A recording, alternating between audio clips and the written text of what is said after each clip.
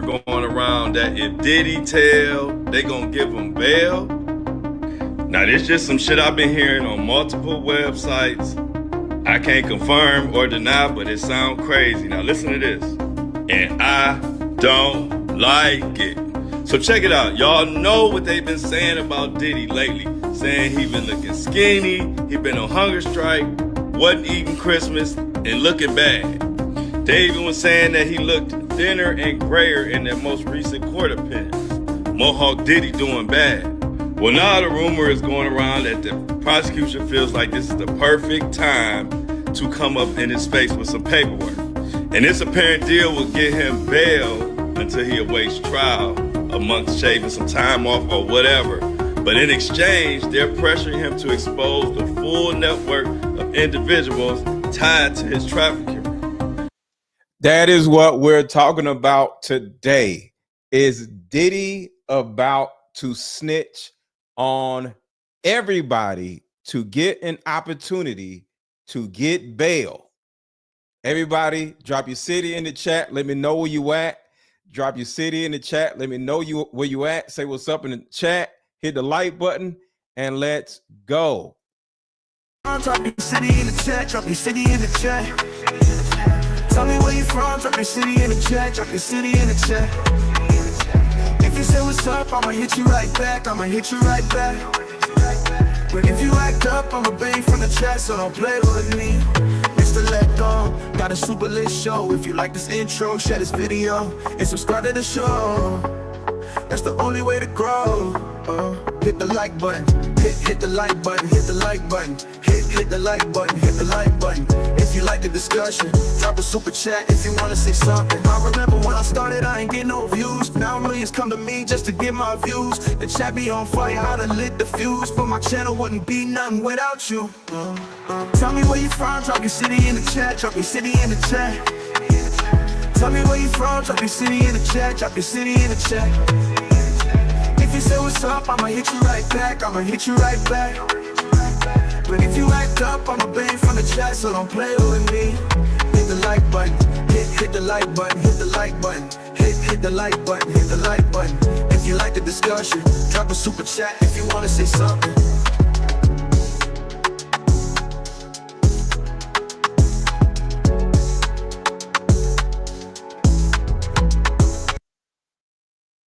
All right, y'all. So there's a possibility, and I actually do not like this because I want Diddy to stay in jail. There's a possibility that both sides have gotten a little desperate. The side of Diddy, of course, nobody wants to be in jail. And the fact that Diddy is in jail for the holidays, he's not able to do anything.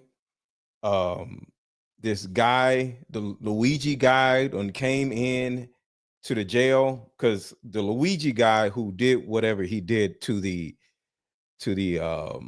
CEO of the health company, I forgot who it was.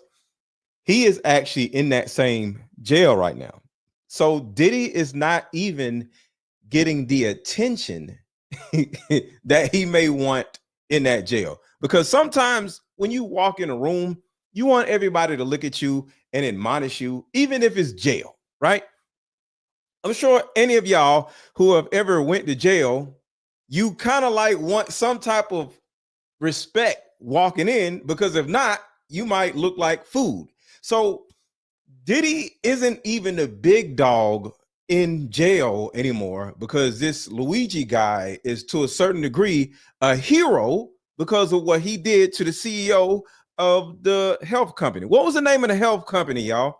What was the name of the health company? I forgot the name of it, but let me know in the chat. So Diddy is sad on so many different levels, where he's at a point where he's like, yo, I gotta get out. So he's like, yo, what do y'all want? What would get me out of jail? Not off these charges. Yeah, United Healthcare, thank you. I just need to get out of jail. I need to spend time with my family. What would it take? And there's a possibility, because it's just a rumor, that they're putting together a package that would put him in a position where he gives up a certain amount of information. They'll give him a bail package, or they'll approve a bail package for him. This is bad. This is bad for everybody. So let's keep going. Hit the like button, hit the like button, hit the like button. Don't want no little bitty names. They want the names of celebrities, athletes, studio heads, agents. You can read the rest.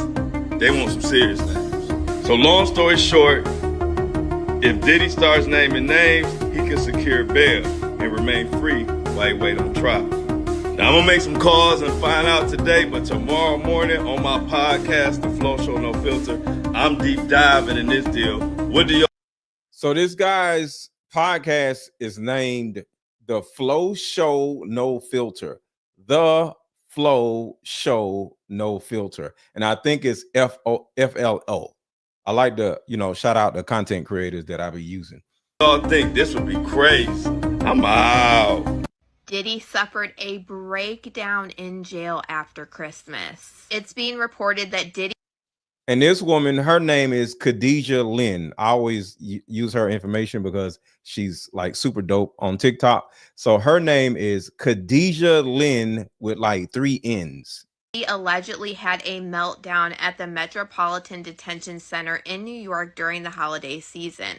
According to reports, the incident was triggered by the rapper's frustration over still being in jail months after his September arrest, despite having a high-powered legal team.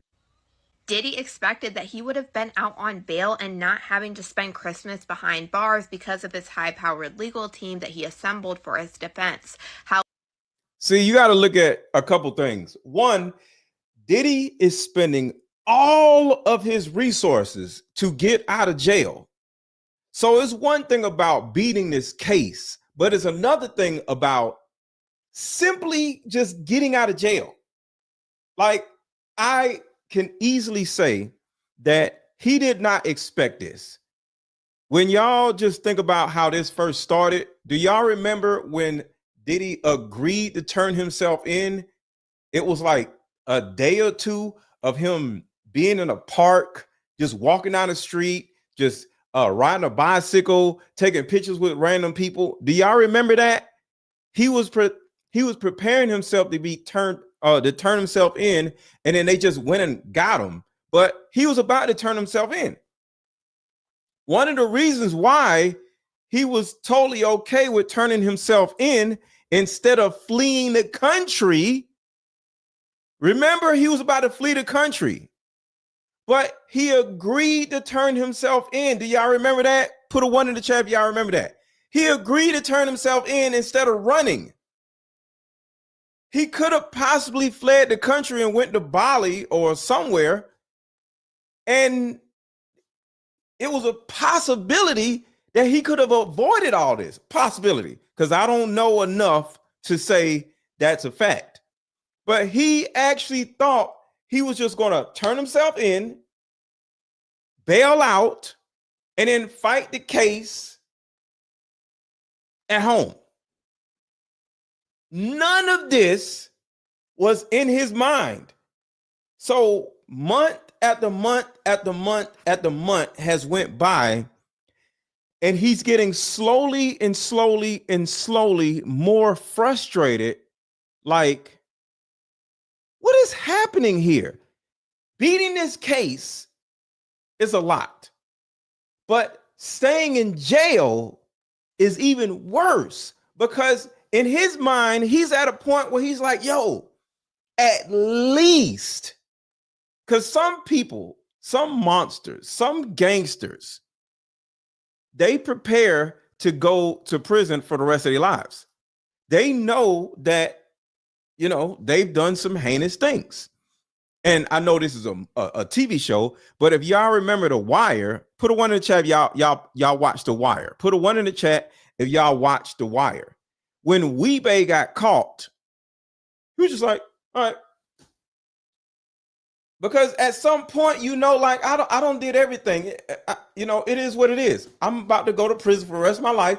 It's cool. I'm gonna run the prison just like I run the streets. It is what it is. Put a one in the chat if y'all ever watched The Wire.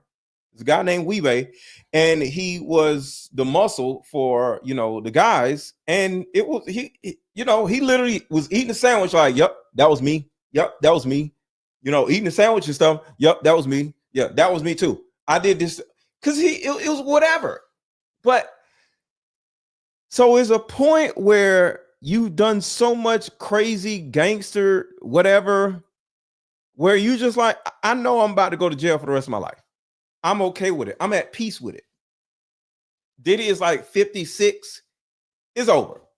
But having that realization is different when you don't have time to prepare to go to prison. I know people that prepare to go to prison. Have y'all ever known somebody that prepared to go to prison? It's actually a thing.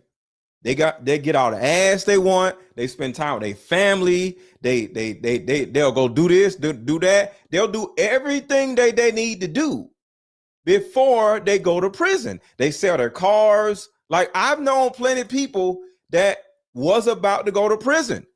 Like, it used to be a thing where I got to sell my car. I got to sell this. I got to go do this. I got, and you start work. You'll see, spending time in prison is a preparation.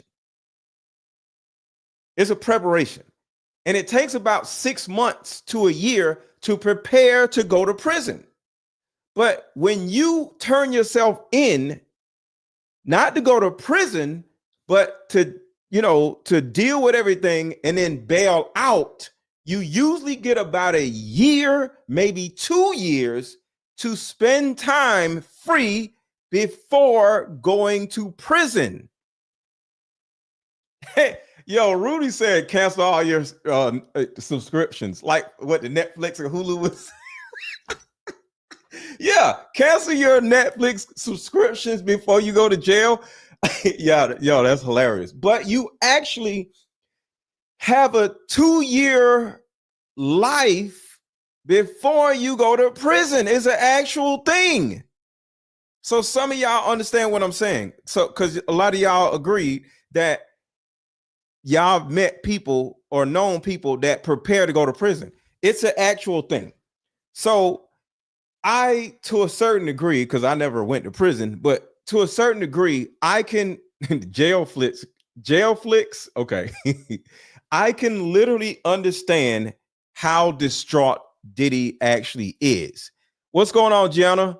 Because Diddy actually felt in his heart that I'm going to turn myself in on Thursday and I'm going to bail out probably Monday of next week. And I have 2 years to prepare to go to prison. I don't did this.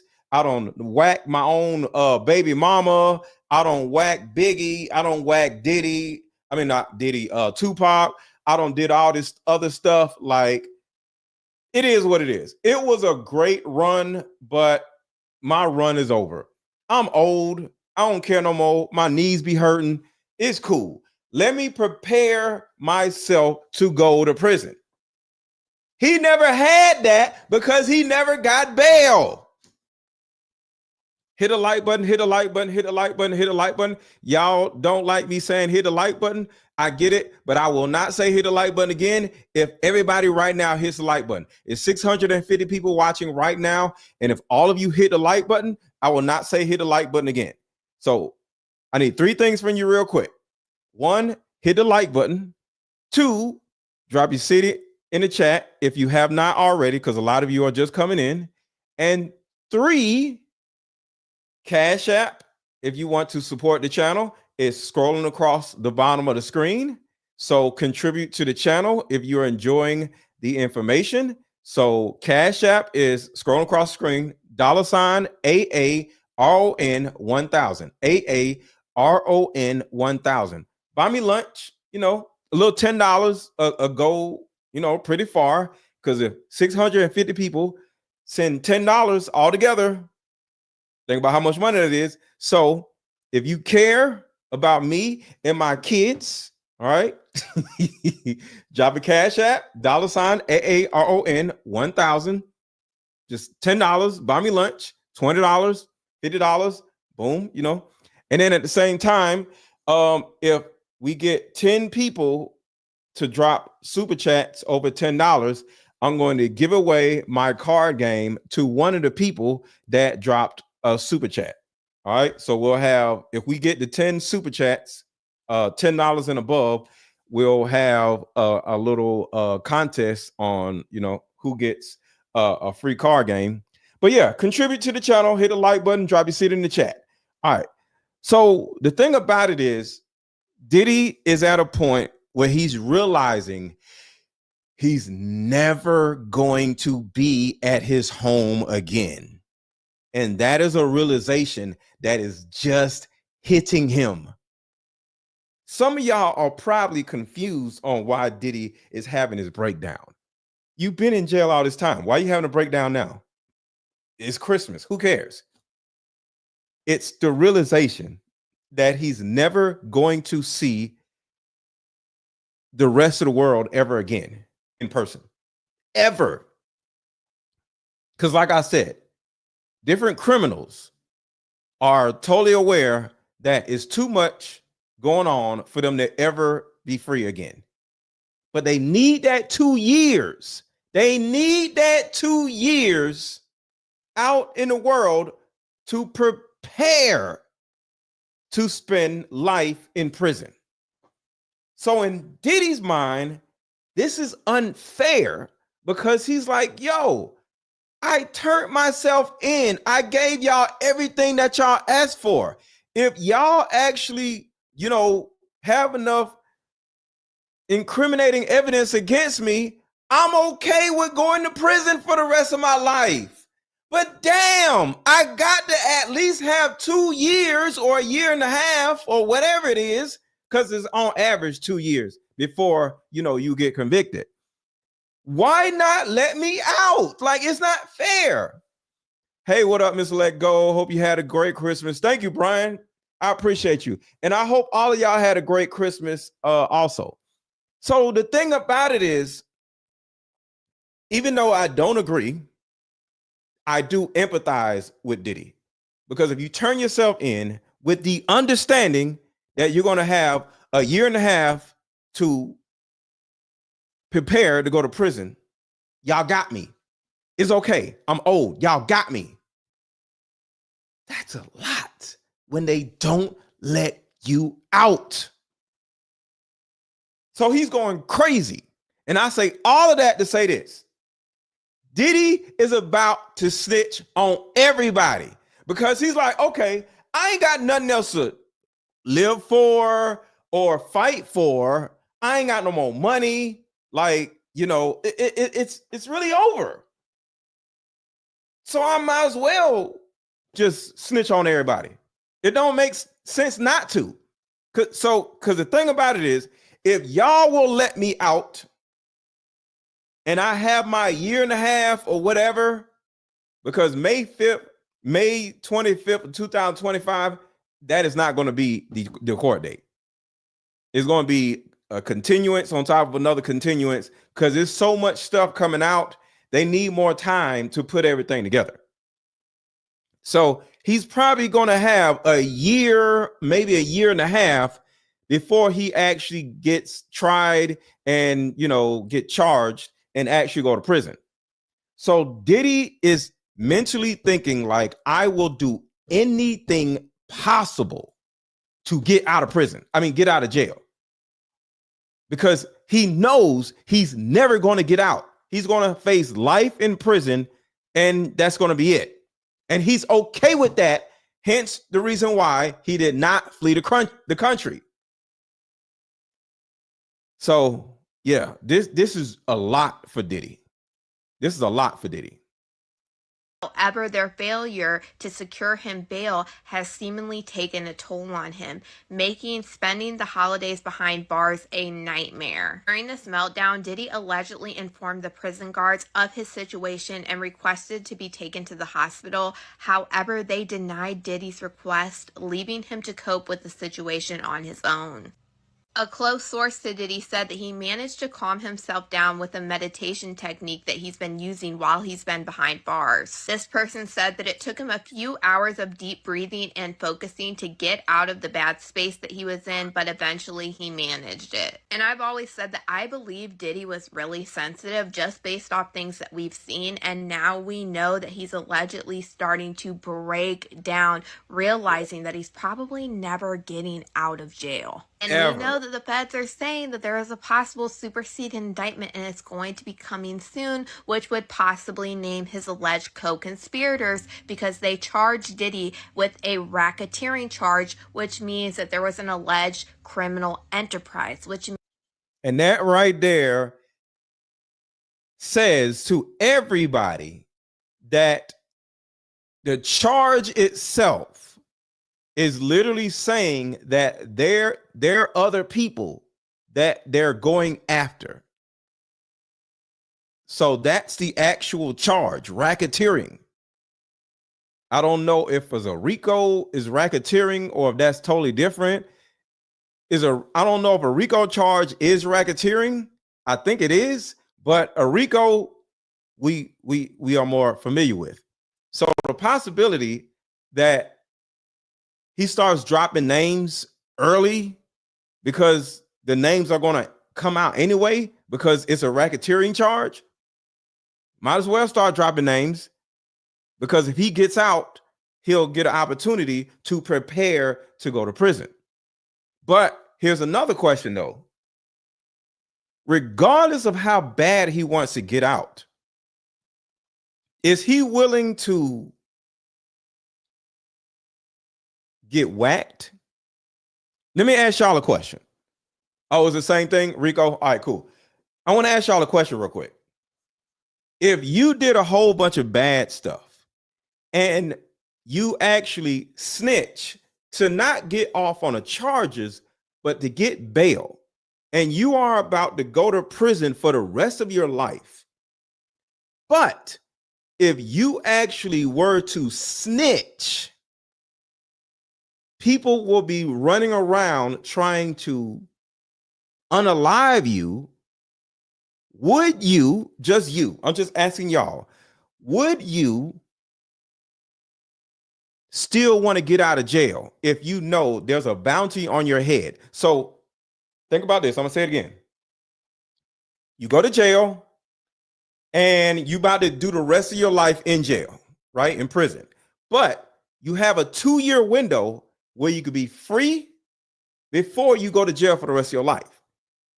Everybody will want that. But if you know for a fact there would be, I don't know how, an insurmountable amount of people or organizations out there that would want to see you unalived, would you still snitch to get out of jail for 2 years only? If you know you're going to do prison time for the rest of your life, would you do that? Yes or no? Let me know in the chat. Would you get out of the safety of being in jail to spend time with your family for 2 years, knowing you're going to go to prison anyway? What do y'all think? Patricia says, I'll take my chances. Gianna says, yes. A desperate man will do anything. Yup. I would too. Y'all just going to have to come get me because I'm about to go to prison for the rest of my life anyway. So if somebody whacks me, I don't care. You know, I'm not saying like that, but at the end of the day, like, who would just want to spend 2 years in jail when you're going to snitch anyway? And they might whack you in prison, because prison and jail are two different places. Jail is in New York. Prison is somewhere else in the middle of nowhere. Most prisons are in the middle of nowhere. 99% of the people would probably take the 2 years on bail from snitching to get bail. I agree. I agree. But it's going to be dangerous. And he ain't got no money. So I don't think he'll have enough money to pay for lawyers and security. Think about that. So if you get out on bail, you can't pay for security. Everywhere you go, it's just you and your family. You can't pay for security because you're spending so much money to get bailed out of prison. I mean, out of jail. Your bail package is $50 million. You ain't got no more money. And you still got to pay for your lawyers. So you have no security. That's scary. But yeah, I would stay out also. I would go ahead and I would snitch on everybody. Because I'm sorry. I don't care about all that stuff. I'm snitching on everybody. Shit me. Quick commercial break. We'll be right back. Hit the like button. Hit the like button. Hit the like button. How about we meet up at a coffee shop?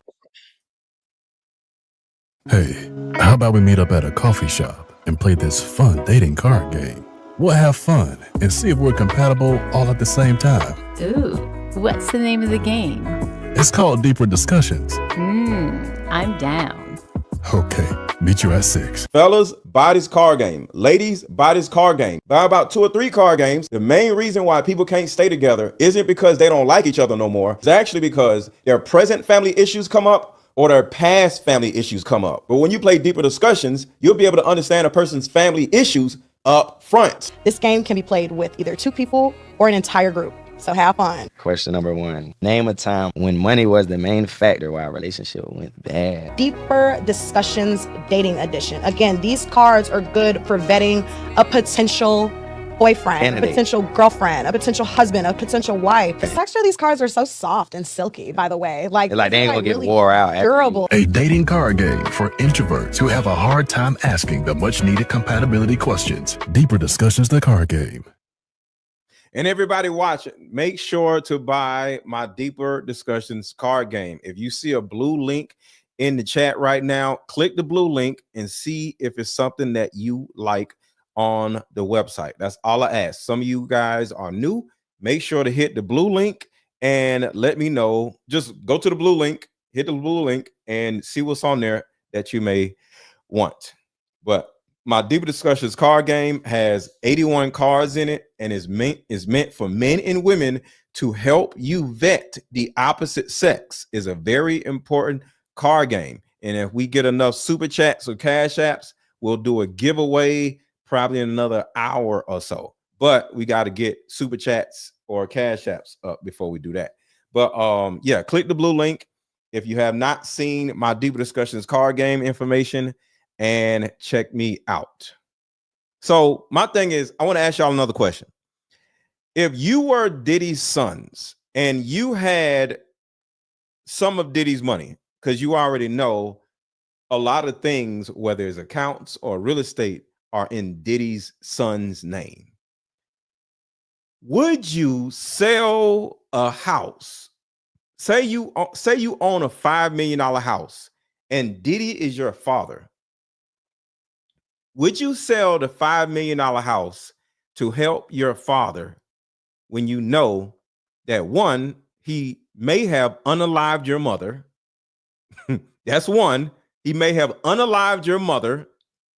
And 2, he about to go to prison for the rest of his life anyway. Would you sell your house? Say Diddy's sons, I don't know, they may or may not, I don't know. But say Diddy's sons owned $5 million houses. Say all 3 of them. I don't know. Would you sell your house to help your dad with legal fees when you know he unalived your mama? I ain't selling nothing. No way in hell. You did what you did to my mama. You gonna rot in prison. No way in hell. I don't give a damn. I don't care what you did for me. You unalive my mama, nigga. Get out of here. So yeah, I wouldn't. No way in hell. No way in hell would I help him in no way, not financially. It's not just Diddy. In my opinion, I believe that if Diddy hasn't already, he's probably definitely about to open his mouth now because he realizes isn't anybody on his side. Nobody. Isn't anybody now trying to say that they are his friend? And now we see him allegedly going through a massive breakdown. Did y'all hear that Jay-Z's lawyer came out and said that Jay-Z and Diddy are not friends? Jay-Z and Diddy were never friends. And Jay-Z literally issued a statement that said, and I can't quote because I don't want no problems, but Jay-Z literally said he will do everything he would to throw Diddy under the bus if he had to. Did y'all hear about that? Jay-Z literally said in a statement, I will do whatever I need to do to separate myself from Diddy. He literally said, I will snitch. I will throw him under the bus. I will do whatever I need to say to keep me from going to jail. Have y'all heard that? I'm like, yo, this man literally said, I'll snitch. Bro, that's crazy. Let me just say this. Even though this is crazy to hear Jay-Z saying, I will snitch, I will throw him on a bus, I will blame him, I will lie, I will do whatever I need to do to get to stay out of prison. What do you expect?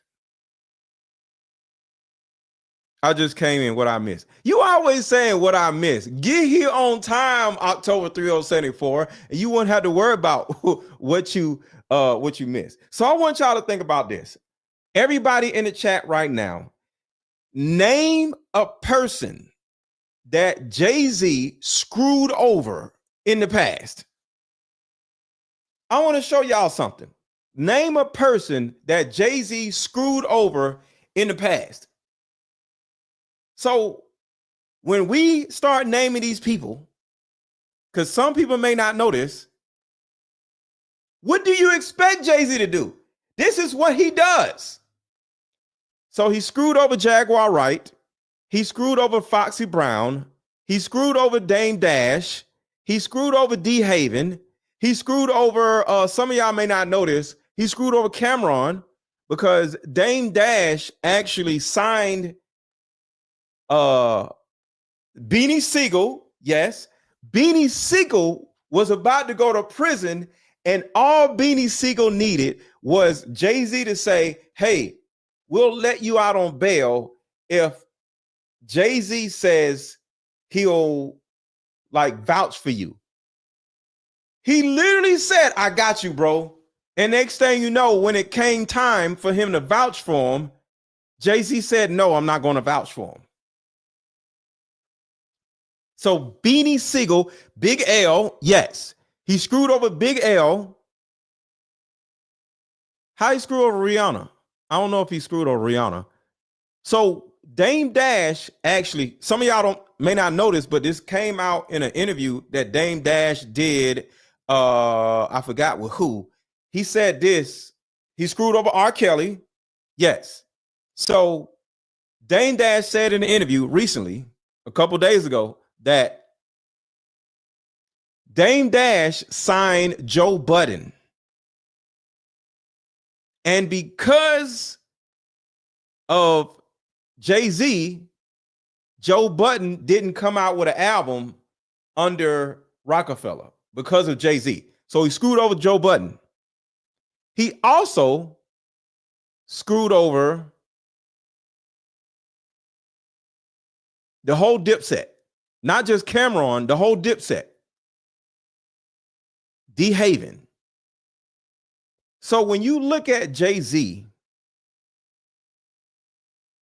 why would you think he would do or say anything other than what he's doing and saying now?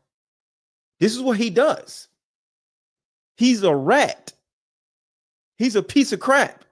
Now, yeah, he screwed over. Oh, DMX. Oh, He screwed over LL Cool J, didn't put out his album when he actually became president of Def Jam.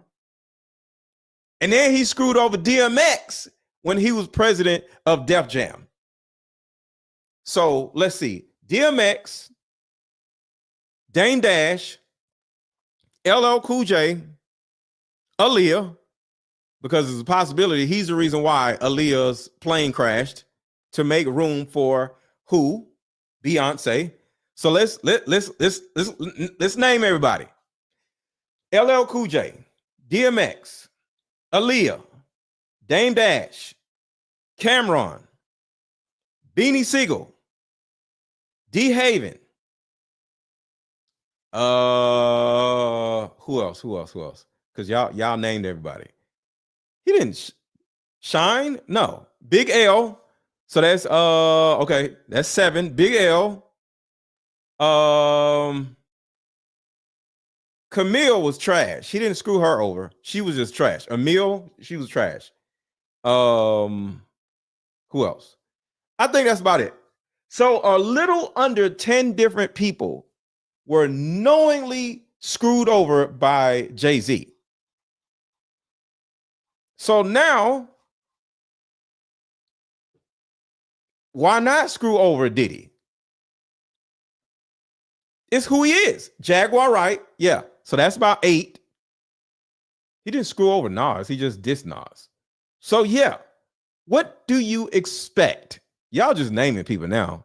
Blue Ivy Mama, the guy for the NFL. No, the one who was kneeling, I forgot his name. No, he didn't screw him over. He screwed himself over when he started kneeling and shit. And I'm not saying that's a bad thing, but it was a bad thing. I think that this is just the beginning and things are about to get a lot more interesting, but y'all let me know what you guys think about all this in the comments. And everybody hit the like button. Everybody hit the like button. Let's check the likes. Where are my likes at, y'all? Where are my moderators and what are my likes at? We got almost 1,000 people in here and we only got 200 likes, y'all. Come on, y'all. Take a second to hit the like button and I'll take the banner down when we get the likes up. Come on, y'all. Because y'all tripping. And I'm not mad, but we at almost 900 people right now. And we got to get these likes up. So everybody watching, please hit this like button. Please hit the like button, please, please, please. So we'll keep going with the show, but it's going to be behind this banner. So if y'all want the banner down, y'all got to hit the like button. So hit the like button, y'all. Oh, Pimp C. Oh, Pimp C. Oh, Pimp C. Oh, do y'all know why Jay-Z allegedly screwed Pimp C over? Pimp C. Oh, let's talk about Pimp C for a second. Does anybody know why Jay-Z had a problem with Pimp C? Oh, man. Does anybody want to know why? Or does anybody know why Jay-Z had a problem with Pimp C? Jay-Z had a problem with everybody. Do y'all know about the Pimp C story? And I need y'all to hit the like button while we talking now. So y'all don't know the Pimp C story? Oh, man. Pimp C is dead, possibly because of Jay-Z. Do y'all know why? Oh, that one hurt. Yes. Yes. Hold on. Renaissance. Yes. He dated Beyonce and allegedly had a S tape with Beyonce. Because I used to listen to UGK religiously. And he would rap about how he made S tapes of all the chicks that he used to smash. So that's one thing. There was an S tape of Beyonce that Pimp C had. That's the first thing. And that's the worst thing. But do y'all know about the Big Pimpin' video problem? Do y'all know about the Big Pimpin' video and everything that happened with Big Pimpin' involving Pimp C? Jay-Z had a song, Big Pimpin', and they had to film Big Pimpin' in 2 different locations. Pimp C looked at Jay-Z as a cornball pop artist. See, Pimp C was from the mud, Port Arthur, Texas. And he looked at all of these dudes as gay. You ever heard Pimp C talk? He would say, all these rappers are gay. So he did not really want to do Big Pimpin' because he thought Jay-Z may have been one of the, he thought Jay-Z was gay-Z. Okay? And Pimp C was loyal to Tupac. So he didn't like all these little sissy rappers, the Diddies. He was loyal to Tupac. He didn't mess with nobody. So he used to talk about all these rappers are gay, right? Including Jay-Z. So he didn't want to do the song. But Bun B was like, yo, this is our chance to be mainstream. And he was like, man, I don't care about all that mainstream stuff. You're going to give up your butt if you end up being mainstream. I'm a real ass nigga. I'm not doing none of that stuff. But you my brother. And if you want to do Big Pimpin', we'll do big Pimpin' with these little gay dudes. Let's do it. He didn't like none of these dudes because he thought they all alone was gay. Whether they are or were, that's up to y'all. But everybody knew Diddy was gay. So think about this. Pimp C is sitting back like, man, look at these niggas. These niggas gay, right? And everybody knew Diddy was gay. So Diddy gay, and he hanging with, and Jay-Z and Diddy been hanging around each other for the last 20 some years. He think Jay-Z was gay. And Jay-Z didn't like the fact that he smashed Beyonce. So he like, yo, I don't mess with this dude, man. He's cornball gay dude. I don't want to deal with this. But for Bun B, he did it, right? So they filmed a Big Pimpin' video, but in order for Jay-Z to get Pimp C out there, he wanted his Cadillac shipped from Texas to the country that they filmed the Big Pimpin' video in, because they filmed the Big Pimpin' video in 2 different locations. And I'm not sure what the secondary location was, but since he didn't like Jay-Z, he said, if you transport my Cadillac to wherever we're shooting at, where Pimp C had that white mink on, standing in front of that Cadillac was shipped there. Because he was like, I need to represent Texas in this video because I don't like you niggas. Do y'all remember that? They shipped his car all the way to another country. So Jay-Z was like, okay, you gonna do this? This is one of my biggest, well, not one of my biggest songs, but at that time, it was one of his biggest songs. Big Pimpin' was one of his biggest songs. He made Jay-Z ship his car to another country. And the video was filmed on a boat. The video was filmed on a boat. I don't care. Ship my car to wherever we filming this at, and I'm gonna take a video in front of my car, even though the video was filmed on a yacht. He hated Pimp C. In Miami, Miami and the Caribbean. Okay, 2 places. But I'm not sure, but I think the car was shipped to the Caribbean. The Caribbean. It may have been Miami. I'm not sure, but it's a fact that they had to ship his car somewhere else.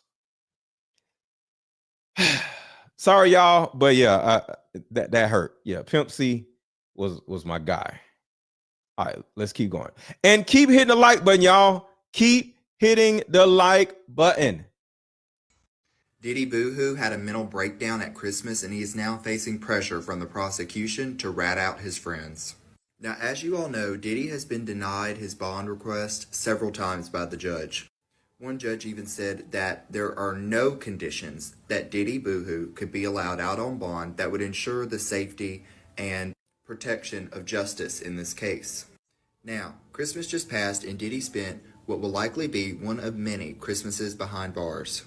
Hit the like button and I'll drop the banner and we can finish. I'll keep playing it, but we got to get these likes up. So I'll take the banner down when we get these likes up. So all I ask y'all to do is hit the like button and I'll take the banner down. Now, allegedly, during Christmas Day, Diddy had a panic attack and he begged guards at the Metropolitan Detention Center where he is detained to bring him to the medical area for observation. Now, after freaking out and being transported to the medical area of the prison, Diddy apparently finally calmed down. Many close to Diddy said that he was relying on his high-powered attorneys to get him bail, and now that bail doesn't seem like an option, he panicked. Well, some new information has come forward, and it appears that the prosecution may be willing to work out a deal with Diddy Boo-Hoo to let him out on bond leading up to his trial. The idea is currently being floated that if Diddy comes forward, names his friends and accomplices, and provides needed evidence, then he may be allowed to get out on bond until his May trial. Did you hear about Diddy's Christmas panic attack? And do you think Diddy should be allowed out on bond if he names his friends involved in his dirty deeds? So let's think about this. Diddy could snitch on everybody and nothing happened, as long as he snitches on everybody black. Because black people, you know, the tough guys, the tough black gangsters are actually not tough. Name somebody that snitched on some black people or some gangsters and is still alive. Can y'all think of somebody? Name somebody that unalived a black person and is still alive and bragged about unaliving a black person. Not Cat. Come on, y'all.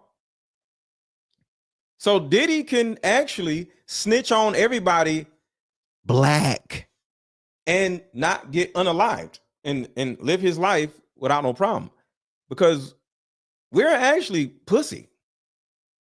Come on, y'all. Name somebody that snitched on a whole bunch of black gangsters and never had any problems.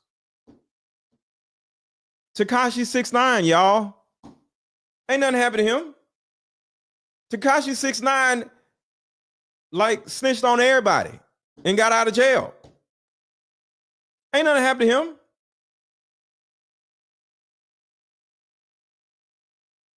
What's the name of the white dude that unalived a young boy that we known for wearing a hoodie? What was his name? Where's he at? I don't want to say any names because I don't want to affect the algorithm. But he's still alive. Ain't nothing happened to him. He walking around New York to this day. Old as hell, no problems. Unalive that little boy.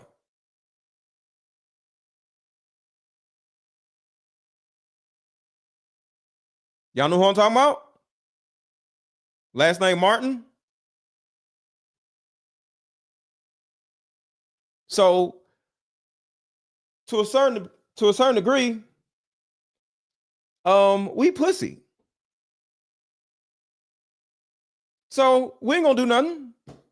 So yes, Diddy is going to snitch on everybody black.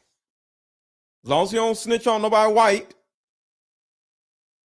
Yeah, Trayvon Martin. The person that unalived Trayvon Martin, I don't want to say his name. Y'all can say it, but I'm not saying his name. He has a great life. Ain't nobody did nothing to him. So if didn't nobody unalive the guy who unalived Trayvon Martin, not saying they should, but I'm just saying they didn't. Why would they unalive Diddy? Ain't nobody gonna do nothing to him. They ain't do nothing to Tekashi. Hold on. Tekashi almost got his blank beat in a bathroom by some gangsters, so you can't say he won't get dealt with. I just want to say this. Getting beat up and unalived is different. And I'm not saying anybody should or should not or whatever. It's not my business. But when you snitch on gangsters, you end up gone, not beat up. Gone. You no longer exist. Getting beat up. People get beat up, they ain't even did nothing. Anybody can get beat up. Exactly. You're supposed to have cement shoes on at the bottom of a lake if you snitch. Not beat up. So whoever beat him up, they're pussy.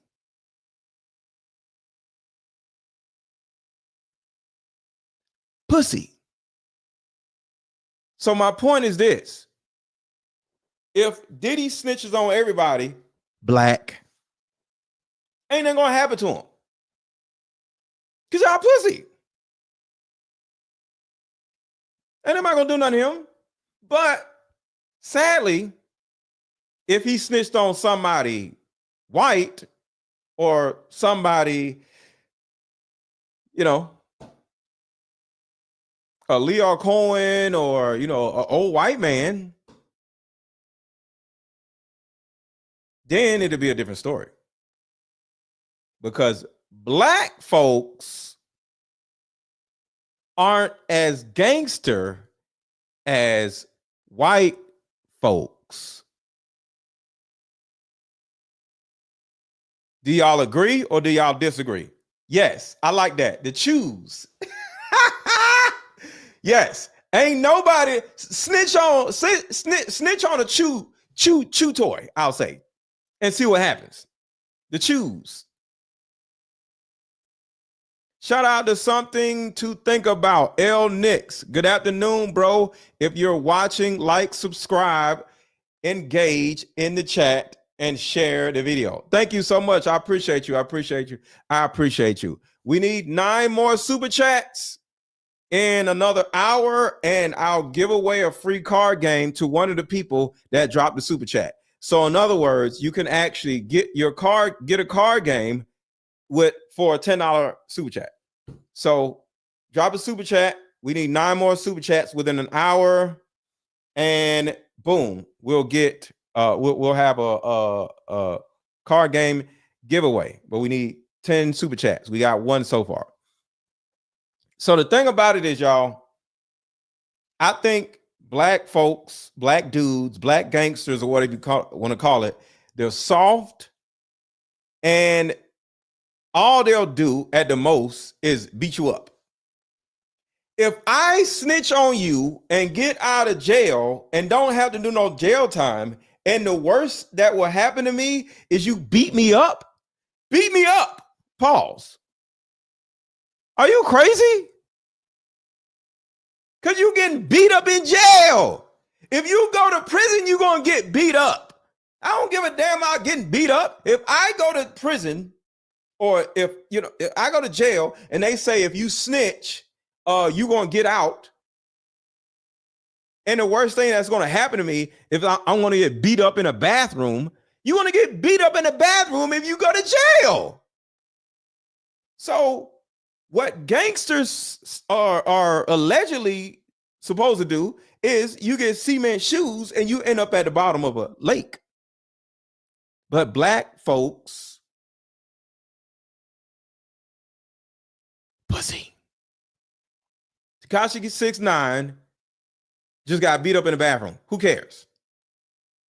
Do you think he would have rather have went to prison? No. Let me snitch and beat me up. I'll let y'all beat me up. I'll meet y'all somewhere where y'all can beat me up. As long as I ain't got to do no damn jail time. Are you nuts? I will help you beat me up. I will hand you a weapon so you can beat me up. I would just say, just don't hit me in the face, but here's a bat. Do your thing. Boom, boom, boom, boom, boom, boom. I go to hospital, all that. And not go to prison? Are you nuts? So no, y'all pussy. Sorry. Not sorry.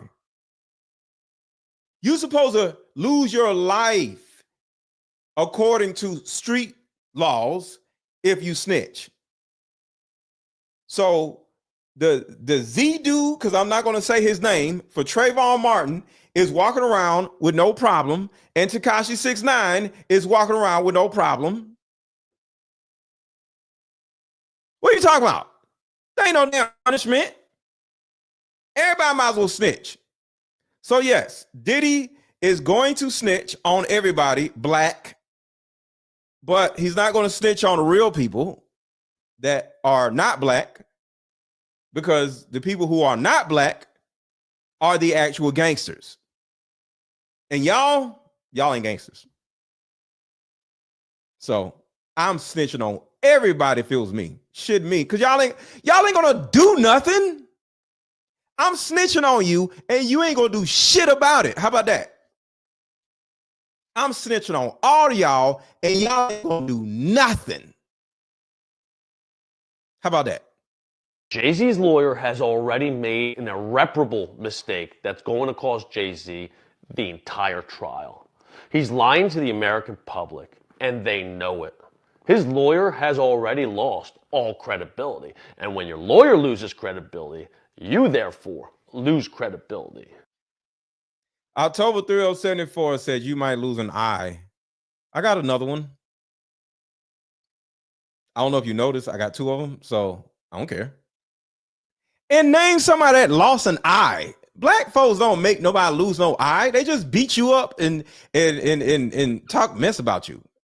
Ain't nobody in history done lost their eye to another black person. Look it up. Google it. Stop it.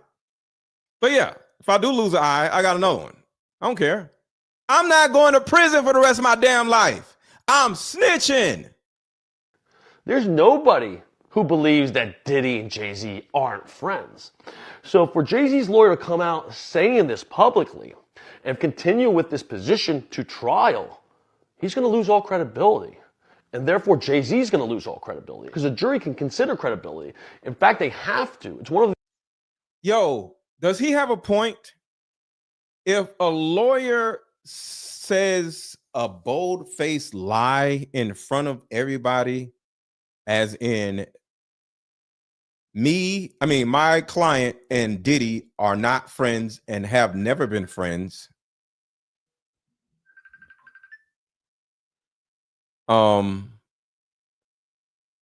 Is that grounds for,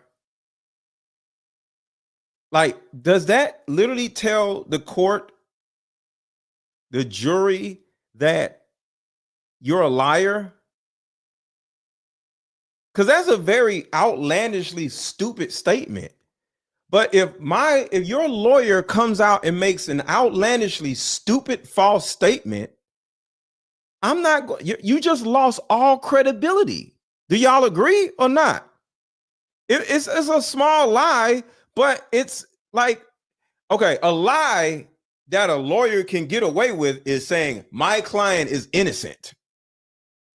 Okay, because he may get innocent, and it may not be a lie if you win the case. But if you make a bold-faced lie and say my client and Diddy were never friends, you just lost all credibility as a lawyer. So let me back this up. Listen to this. Deeds. Jay-Z's lawyer has already made an irreparable mistake that's going to cost Jay-Z the entire trial. He's lying to the American public, and they know it. His lawyer has already lost all credibility. And when your lawyer loses credibility, you therefore lose credibility. There's nobody who believes that Diddy and Jay-Z aren't friends. Right. So for Jay-Z's lawyer to come out saying this publicly and continue with this position to trial, he's going to lose all credibility. And therefore, Jay-Z's going to lose all credibility because a jury can consider credibility. In fact, they have to. It's one of the... Do y'all agree with this? I agree with this. A judge has to look at all the evidence. And if you're walking up to me lying, saying that they're not friends, you just lost all credibility with me. The instructions that the judge gives them. Jury's going to look at them and say, your lawyer's a liar, so you're a liar. And they're going to convict Jay-Z within minutes. Yeah. If he continues to claim that him and Diddy aren't friends. How insane is that? So there have been some new rulings in the Jay-Z case. What is a ruling? That's when a court... Hit the like button, y'all. Hit the like button. Hit the like button. Hit the like button. Hit the like button. Hit the like button. Sort of like... Hold on. We got... All right. We at 350. So we're doing good. Let's get another 200 likes because we got, what, 800 people? Well, 700 people in here now. Can we get more likes, please? Can y'all hit the like button, please, and thank you? Because a lot of y'all have not hit the like button. Yeah, we need about 700 likes, y'all. Everybody hit the like button. Baseball, where an umpire calls balls and strikes. That's what a judge does. A judge was calling balls and strikes in the Jay-Z case. So somebody threw a pitch. The lawyers for Jay-Z threw a pitch. And the judge is making the decision is if it was a ball or if it was a strike, meaning did it hit the mark. So the judge ruled on some of the pitches thrown by Jay-Z's lawyers that these were not strikes, these were balls. I don't know if I should be saying balls in the Jay-Z Diddy case. But anyway, what ended up happening is Jay-Z's lawyers came out and they said, look, judge, we do not believe this case should go forward. So a couple of weeks ago, way to pat myself on the back, I think I can use it. I flat out said, there's no way this judge is going to throw out this case. And it wasn't that I was saying that I know everything, but it's just when a person brings a lawsuit, and in the time that I've done this, when you bring a lawsuit, you have a right to have your case heard. It is. All right, let's get about 50 more likes because y'all are hitting the like button. So thank you so much. Let's get 50 more likes and I'll take the banner down. So we just need 50 more likes because y'all started hitting the like button. So thank you so much. Let's get 50 more likes and I'll take the banner down. Come on, hit the like button, hit the like button. Let's go. And I'll take the banner down. We just need 50 more likes. An extraordinary measure for a court to come out and say, you do not have a right to have your case heard. I'm not saying the case is right. I'm not saying the case is wrong. I'm saying I'm not throwing the case out just because Jigga's lawyers want the case thrown out. So I made this comment, and then, of course, in the private messages, Jigga in the Queen Bee's army, it's like, you ready, B? I'm ready. All I need in this life is me and my girlfriend. It's like, you don't know what you're talking about. This judge is going to throw this case out. Thank you, Robin. Shut the fuck up. The case is not going to get thrown out. And so all the internet lawyers and so forth saying there's no facts, there's no evidence. Again, somebody saying something happened is a fact and is evidence. And yes, you can discredit this person all you want, but in discrediting this person, these are things for the jury to make the decision. And that's what the court said. The court said, I'm not throwing this out just because you want me to do it. I'm not throwing it out just because you ask me to do it. Now, can the case... All right, almost there, y'all. A couple more likes, and then we're good. Hit a like button a little bit more. Couple more people hit the like button, we good. Still be thrown out later? Possibly. You're like, well, how can it be thrown out later? It's only going to be thrown out after depositions, after discovery, and after all of the information is collected by both sides. And then both sides get forward and say, Judge, We're ready for trial. And then one side is going to be Jay-Z saying, we have all the evidence we need, and they have had all the opportunity to get all the evidence they need, and there still is not enough for a jury to make a decision. And if the judge believes that, then the judge can throw an out on summary judgment. But as long as this victim is specifically saying it happened, I don't give a damn how inconsistent she is, it's happening. So all you internet sleuth lawyers telling me how wrong I am, I got two things for you. Boop. Now, digress. One of the internet lawyers that I was impressed with, there's that young lady who says, I'm not a lawyer, but I don't know her name, don't know anything about her, but it came. Oh yeah, I know who she is. Yeah, she's dope. She's dope. Came up on one of my pages, and I saw her make a comment that I thought was fascinating. She said she was going to go sit in a courtroom and watch something. Sometimes if you have a chance, especially with our system of justice, go watch a court case if you can. Go sit down and watch. Lawyer, but there's an update to the. This is a girl he's talking about. I just like to shout out the content creators. Now, I'm not a lawyer, but there's an update to the Diddy Jay-Z lawsuit. And child, let's talk about it. So that's the girl he's talking about. She's dope. Than anything in the world. And that has me the most utmost respect. People who sit down and watch cases and then talk about them, I get that. Number two, the second thing that the judge said, the judge flat out in their order said,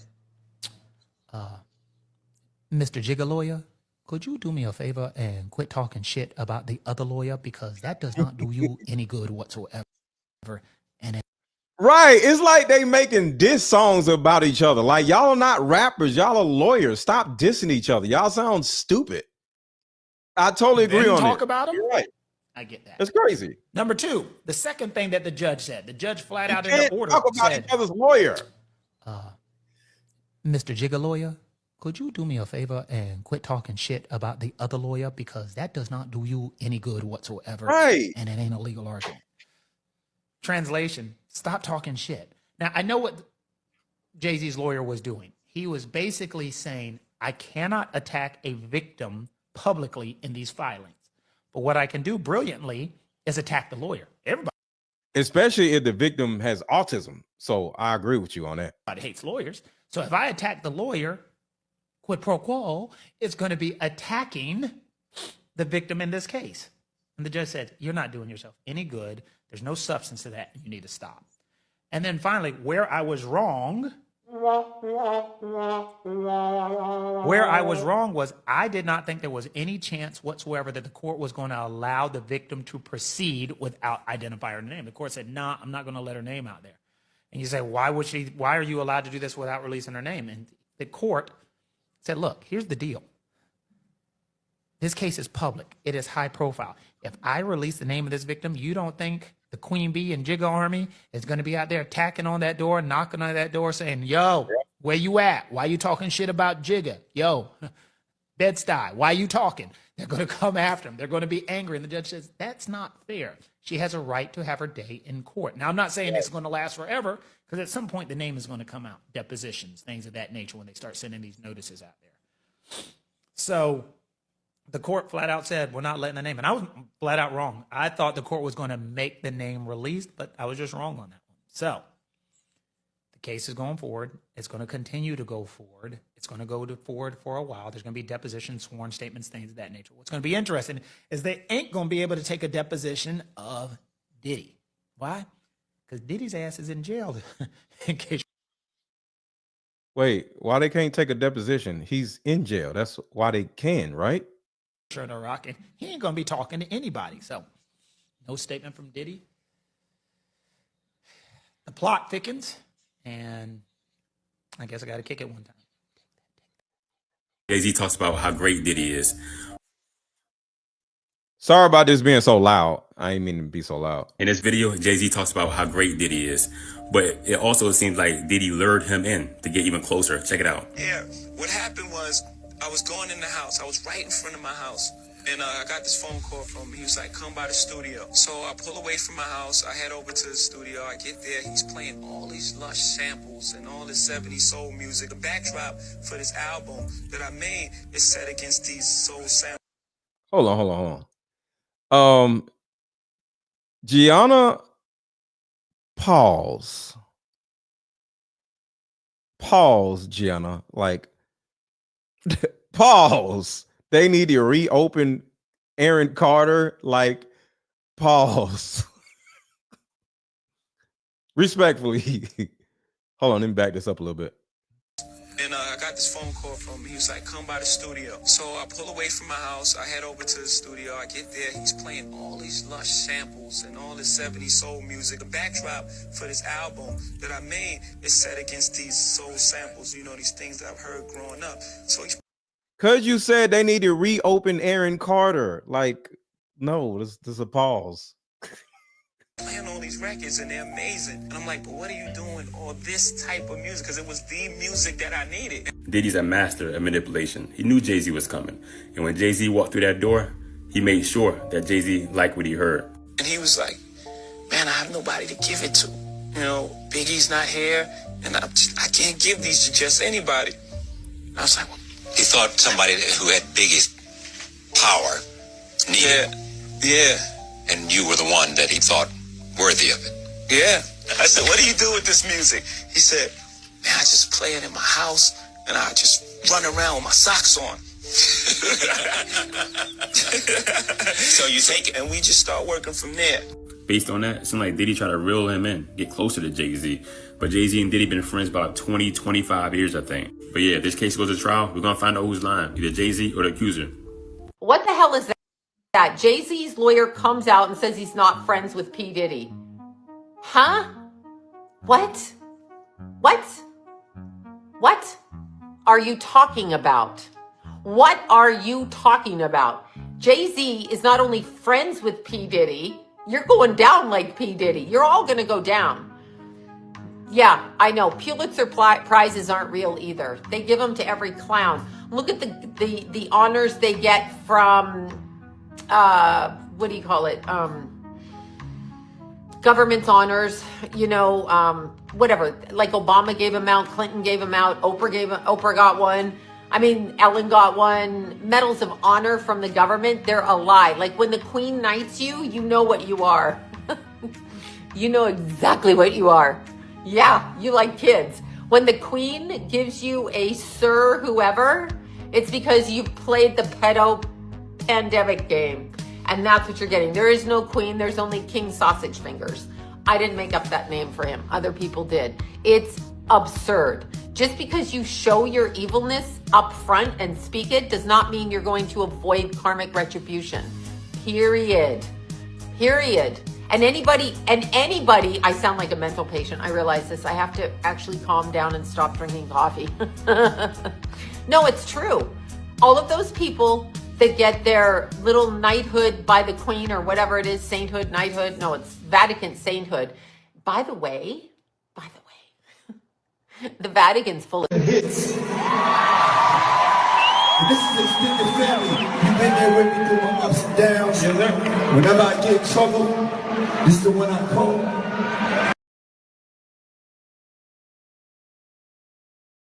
So right here is easily proving that Jay-Z and Diddy has been friends for the longest. And some of y'all may not be able to hear this clearly, but Jay-Z literally did not go to his daughter's recital when she was little because Diddy wanted him to come to this event. I want y'all to think about that. That is crazy. Been there with me through my ups and downs. Whenever I get in trouble, this is the one I call. It's my strategist right here. This is my brother. It's B.I.G's brother. Yes, sir. It's Brooklyn's own Brooklyn. So I appreciate you. He came 5,000 miles away to come here to Brooklyn to represent for B.I.G. Make some noise for home. Check this out, home. You can't leave without doing my favorite joint. I want you to tell this motherfucker. So I want to say something real quick. There are people that might ask me like, yo, why you keep making all these videos about Diddy? Are you a blogger? And The answer is no. I'm not a blogger. I don't care about these damn people. But I do care about what Diddy has done to a lot of us. So the reason why I hate Diddy in particular is this. Back when I was young, virtually all of the music that I listened to and was on the radio was, oh, I got a video that I want to share with y'all. I forgot about it. But it was a video. I mean, it was none but all of the music that was being played and I grew up on was gangster music and talking mess about women music. It was either like NWA had a song called One Less B You Gotta Worry About. It was terrible music when I was growing up. You listen to Snoop.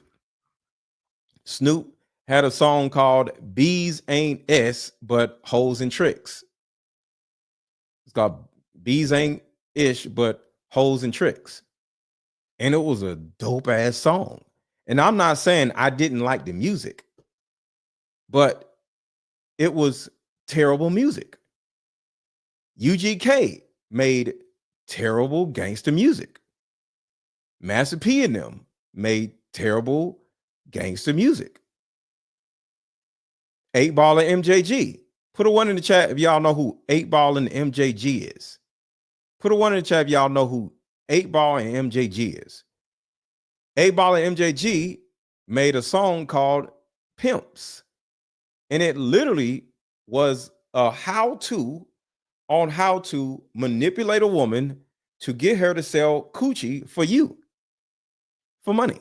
And this is, we were young boys hearing this. So we are literally learning on this song how to manipulate a woman, get her to go out and sell booty and give us the money. And in the song, if she doesn't give you the money that she earned, not you, you whoop her ass. And it was terrible ass music. And this was all of the music, whether it's West Coast music, whether it was Texas music. Atlanta didn't really have a sound back then.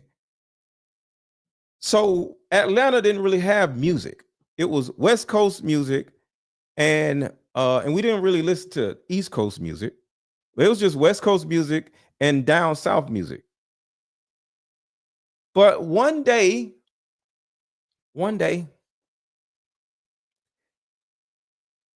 it was this guy named Puff Daddy that changed music. I'm not going to say forever. Yeah, Too Short. I'm 28, Shira. I'm 20. I identify as 28. I'm 28. Too Short. Another person. Smashing chicks. But all of the music was terrible. But there was this guy named Puff Daddy. Y'all know him as Diddy. That came out and started making happy music. And this was before Outkast. Outkast wasn't a thing. This was before Outkast. And he would be dancing and spinning around, and his artists would wear shiny suits, and the song was fun. And it wasn't about shooting somebody or killing. And the music was love songs when it came to women. And I'm like, wow. This is beautiful. I remember when the music changed. So literally everything on the radio was terrible music. Like if you listen to some of the songs that was in the 90s, it was terrible shit. Master P kicking the door with UGK. Double terrible. All the music was about smoking weed, shooting folks, or pimping women. All of it. And I loved it as a kid. But all of a sudden, Puff Daddy had Total. Oh my God. Freaking Total. He had like something to think of. L. Nix is saying Faith Evans. And hold on. I want to give y'all some of I can't play the songs, but I want to give y'all some of the examples of the songs real quick. Hold on. Because this is dear to my heart. Diddy literally changed our lives. Yeah, 112. Hold on, I want to give y'all some different songs. I may even play them because I'm just thinking. Hold on 1 second. Hold on 1 second, and y'all hit the like button. Hold on 1 second. So some of the songs was where is it? I think Diddy had something to do with Foxy Brown also. Yes. Carl Thomas. Foxy Brown, like, do y'all remember when Diddy started remixing everybody's music? Do y'all remember that? Yes. Total. Faith. 112. Mary J. Blige. That came from Diddy. Next. He just changed everything. And it was beautiful. So hold on. Here's some of the songs. It was the Missy Elliott era. That wasn't no gangster music. Do y'all remember Missy Elliott? It's all about the Benjamins by Diddy. That ain't no gangster music. Total. Oh. Hold on, I gotta play some of this. Hold on, listen. Bad boy. All right, that's all I can play. Y'all remember that song, babe? But I used to love Total. Total. 702. Can we get it together? I don't really want to leave, man. No, I don't really want to go. I don't really want to stay. Can we get it to, man? This. Just can't believe it. That. I can't play too much of it.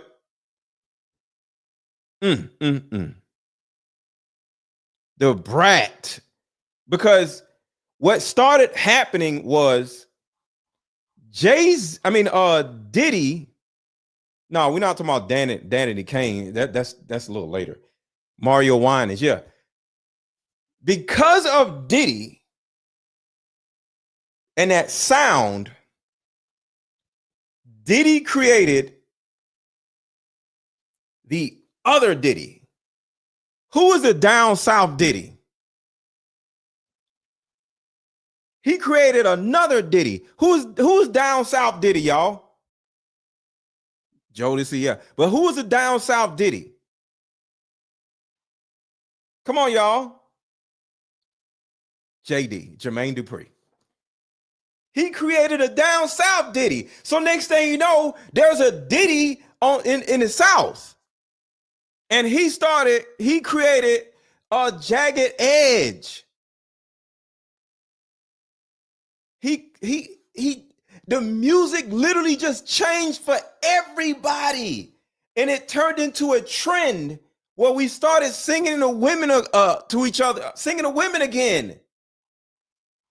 Next thing you know, niggas is in the rain like, I love you. Everything, all the music was like in a desert. Do y'all remember the desert songs? Everybody in a desert. I don't know why they in a desert, but they got white outfits on, and they, I want you back. I love you. And they everybody in the desert. So you either in the rain singing to women, or you in a desert singing to women. Boys to Men, Jodeci. He changed the world.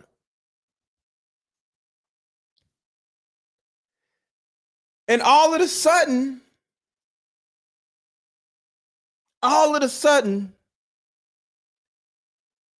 he started bringing this music to rappers also. So it wasn't just singers, it was rappers. So now we got Biggie, One More Chance, all these cool ass songs. And next thing you know, you like, yo, I like, do y'all remember this?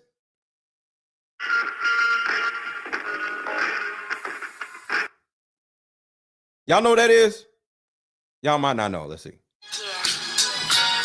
That's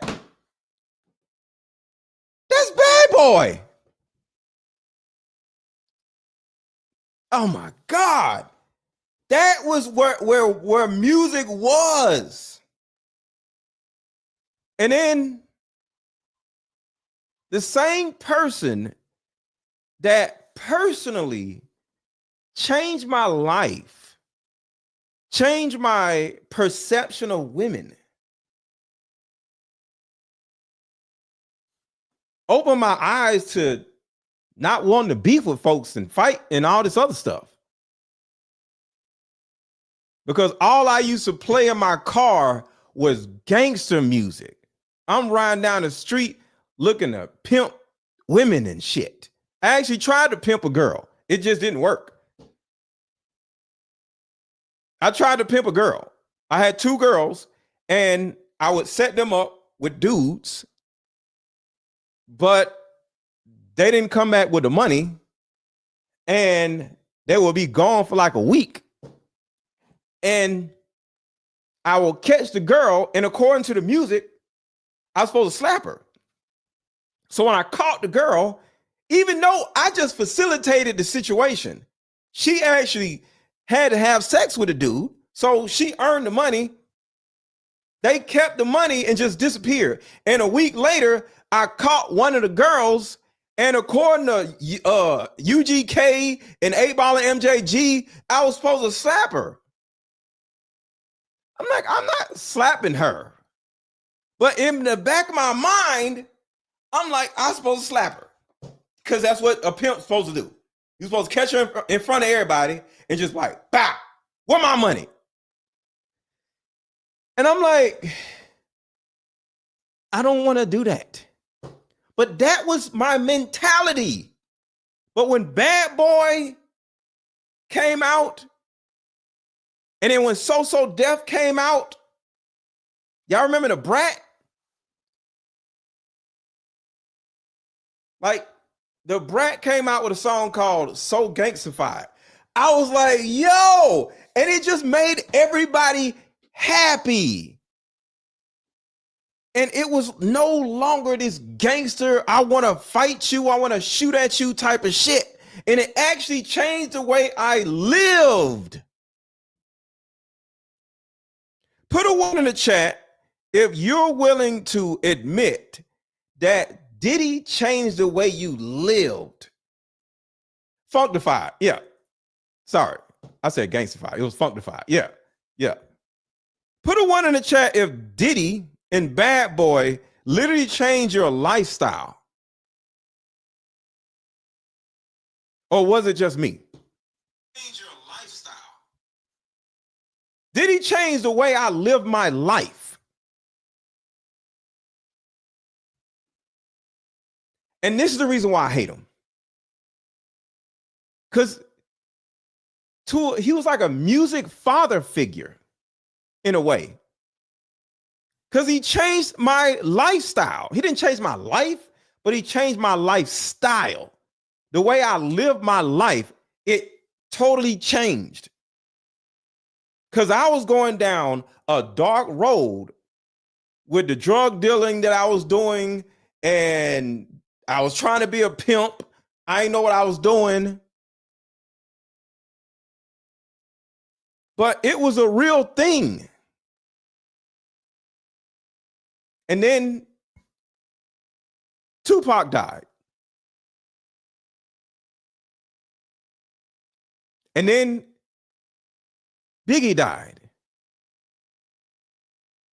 Heavy D died. And all these young ass people were dying. And in my mind, Suge Knight did it. How many of y'all thought, put a one in the chat, you thought Suge Knight got rid of Tupac back in the day?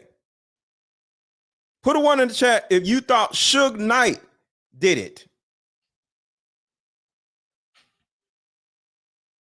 Suge Knight didn't do nothing. Well, I didn't know who Kim Porter was, so I didn't care about Kim Porter. I didn't know who the hell Kim Porter was. I was a kid. But put a one in the chat, y'all. You thought Suge Knight was doing all this stuff. Come to find out, Suge Knight was advocating for people. Suge Knight was helping people. If somebody didn't give you your money, you go to Suge Knight, and Suge Knight was tough because he was advocating for people. He wasn't unaliving people, beating up random people. He was helping people. Look what he did with Tupac. Tupac was in jail for murder. No, in jail for the R word. I don't know if y'all know this, but Snoop Dogg was about to go to prison for murder. Did y'all know that? He saved both of them. But I thought Suge Knight was a terrible person. But when you think back, Suge Knight saved Tupac and saved Snoop. Snoop made a song called Murder Was a Case That They Gave Me. Snoop was about to go to prison for the rest of his life. Valerie says, don't idolize anyone. No, I idolized the culture. I didn't idolize Diddy. I didn't idolize Bad Boy. I idolized what he gave to us. MC8 was dope, but MC8 was part of the problem. Okay. I'll say it again. MC8 was a part of the problem. He was one of the West Coast rappers that was a part of the problem. I'm talking about the change, the positive change. It all, like, JD made happy music. Bad Boy, well, So Def and Bad Boy was the only two record companies that was making happy music and love music. Everybody else was on bullshit. Missy Elliott was a part of Bad Boy. She wasn't Bad Boy, but she was a conglomerate of Bad Boy. She didn't sign with Diddy, but she did music with Diddy. So you can look at Missy Elliott and say Bad Boy, even though she wasn't Bad Boy. But Missy Elliott was part of the culture of Bad Boy. There would be no Missy Elliott if it was no Diddy. Diddy started a trend, and So Def and Def. So Def and Missy Elliott and them, they jumped on the trend. But it wasn't a trend until Diddy did it. So the whole thing was a trend by Diddy. And when I started seeing people just dying, it hurt my feelings. Because I was just like, what's happening? So now, in the last few years, you start finding out that Diddy was, allegedly causing all these deaths.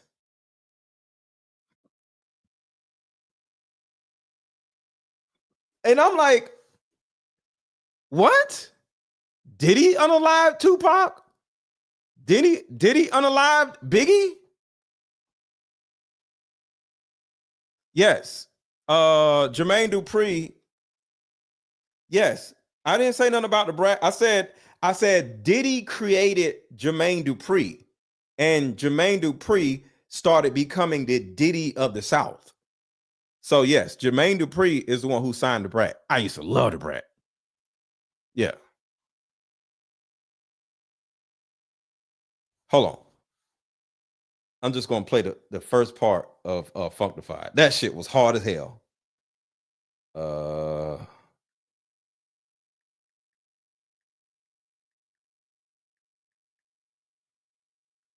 The way this shit came on. Hold on. Yeah, this it right here. That shit was hard. This right here.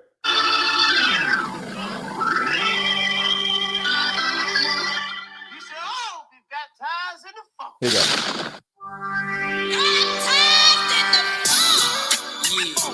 That shit was hard. So yeah, the brat-a-tat-tat. Yeah, but it would have been no brat if it wasn't for Diddy, if it wasn't for Bad Boy. Even the Locks, they was gangster. They making happy music. Did y'all know that Mace, his name was Murder? Did y'all know that? Mace was Murder. He was Murder Mace. And his cousin Cameron was Killer Cam. Mace and Cameron were cousins. Mace was Murder and Cam was Killer. So they were known in the hood as Murder and Killer. That's how terrible shit was. Niggas walk around naming their name Murder and Killer. They were cousins. Mace was Google somebody done started something featuring Mace. Mace was a gangster. But he got with Diddy and he made happy music. So it's like Diddy gets you and now you're a happy person. We needed that. But to come to find out, Diddy was doing all this crazy stuff. Arring girls, children, men, unaliving people. And I was just like, yo, Diddy ruined my goddamn childhood. And this is the reason why I hate Diddy. He misrepresented himself. He misrepresented the culture. He blamed all these deaths and all this gangster shit on Suge Knight. And I'm like, Suge Knight was the good guy. Suge Knight was an advocate.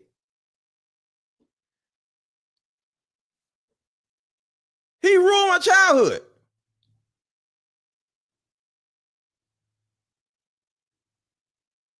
So for anybody wondering why I'm so hell-bent on keeping Diddy in jail, why I actually hate Diddy, but I ain't got the same smoke for Jay-Z or whoever else, this is the reason why.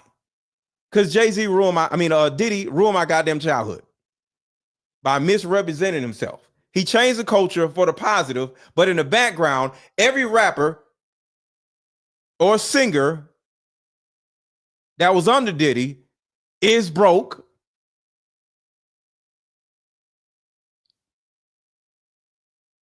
Ruined thousands of people's lives. Oh, there was a video that I want to play. Hold on. I forgot already. Hold on. Where is the video? Where's the video? Hit the like button, y'all. Hit the like button. Here it is right here.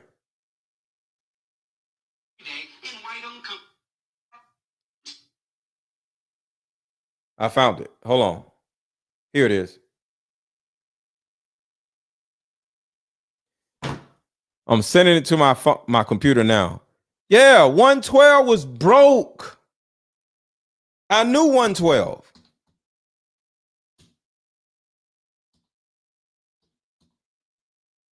One 12 is a group. I'm talking about I knew 112. I knew the members of 112. They were broke. Baroque. And if you say anything to Diddy, your life is over. Check this video out. Check this out. From Detroit's home, young felony. If you work in a job, you a bitch. You ain't never try to ride, you a bitch. You ain't never risk your life, you a bitch. Lame ass nigga going to work every day. Fuck that, nigga, come and risk your life for 20K. That's what the music was. So I want you to think about this. If all of the music sounded like this, your life is falling apart because you're going to actually listen to the shit. So think about you're a 9-to-5 worker, and then every time you get in the car, Drew Hill. Woo! Drew Hill. So listen to this. Imagine listening to this every time you get in your car as a kid. Some new music from Detroit's home. Young felony.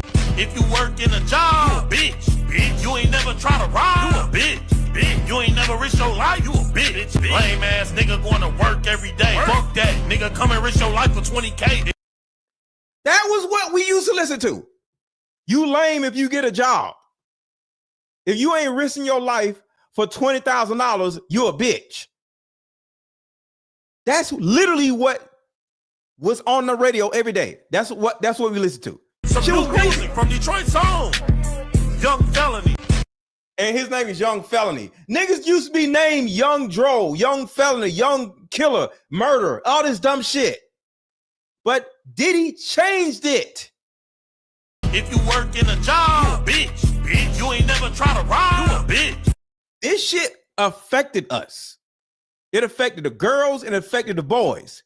Hearing grown-ass people saying you a bitch if you get a job. You ain't never risk your life, you a bitch. Lame ass nigga going to work every day. Fuck that, nigga, come and risk your life for 20K. Black people that get on the radio every day in white-owned companies, white-owned stations with white-owned sponsors. I ask these advertisers, I say, I've got hundreds of songs a day that celebrate killing animals. Will you put them on your station? They said, no. I said, I got hundreds of songs a day that talk about murdering blacks. Would you put them on your stations? They said, well, that depends. Who it's done by and who it's branded for.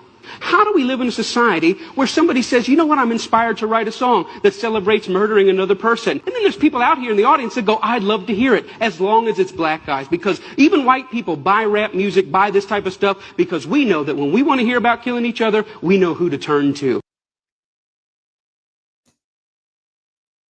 Every day on the radio. Every day on the radio, this is what we got done with here. In a job, you a bitch. You ain't never try to ride, you a bitch. It affected our psyche until Bad Boy. Until Bad Boy. It wasn't one other entity that made happy music. So Diddy had an extremely high impact on my life as a young person. Because before Bad Boy, it was bullshit on the radio that literally told me to go pimp women, sell crack. I was selling crack, sell more crack, and do crimes. I stole cars. Anybody know how to steal? Put a 1 in chat if you know how to steal a car. Put a 1 in the chat if you've ever stolen a car. You get a screwdriver. All you needed was a screwdriver. You can steal any car you want. It was a switch, because back then everything's push to start now, but you put a key in and turn the thing, right? All you needed to steal a car is to break the steering column. Your steering wheel is right there. Behind the steering wheel is a plastic thing. All you got to do is break the steering column, and the thing that you use to turn the key is right up under the thing. So all you need to do is get the screwdriver and push the thing up, the car crank. I used to steal cars. We was doing all kinds of stuff. It was like the easiest thing in the world to steal a damn car. Because all you got to do is break the little plastic thing and take a screwdriver and then bloop, and it'll make it. You don't need a key. That's the crazy shit we was doing. Because that was the music that was telling us to do the shit. Steal cars, sell crack, shoot people, pimp girls, and slap them around if they don't give you money.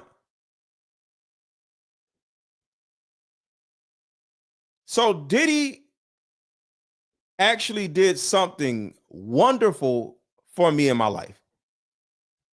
Because nobody was talking about none of that. And I know Biggie had the 10 crack commandments. You take out 5 songs, the rest of Biggie's music was positive.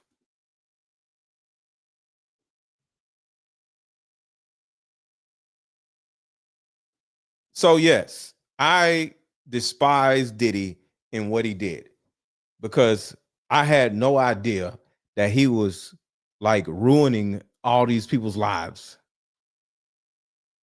But that's why I hate Diddy, for anybody who was wondering. But yeah, it was a lot. It was a lot. It was a lot of, I witnessed a lot of people dying.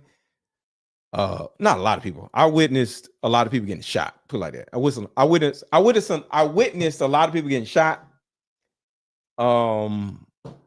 I used to witness pregnant women who would be on crack. I used to steal cars. I used to sell rims. The rims on your car. You'll steal the car and then take the rims off and then go back to the hood and sell the rims and tires for like $800. Because if you buy a set of tires right now, you're probably gonna spend $2,000 on tires, right? Back in the day, I would sell the cool rims and the brand new tires for like $800. And I'm like 13, 14. I was a kid. You know what I'm saying? So I was doing all kinds of crazy shit. And I think to a certain degree, if it wasn't for Bad Boy and the music actually changed, I probably would have ended up in prison. And just to add to this, there's a side of me that wanted to go to jail. I'm gonna say this again. There's a side of me that wanted to go to jail. Does anybody know why? Renee said, I buy body wash from crackheads. What? Does anybody want to know what? Well, does anybody know why I wanted to go to jail? Because I had friends that would go to juvenile, and I'm like, I want to go to juvenile. I want to go to jail. Does anybody want to know why?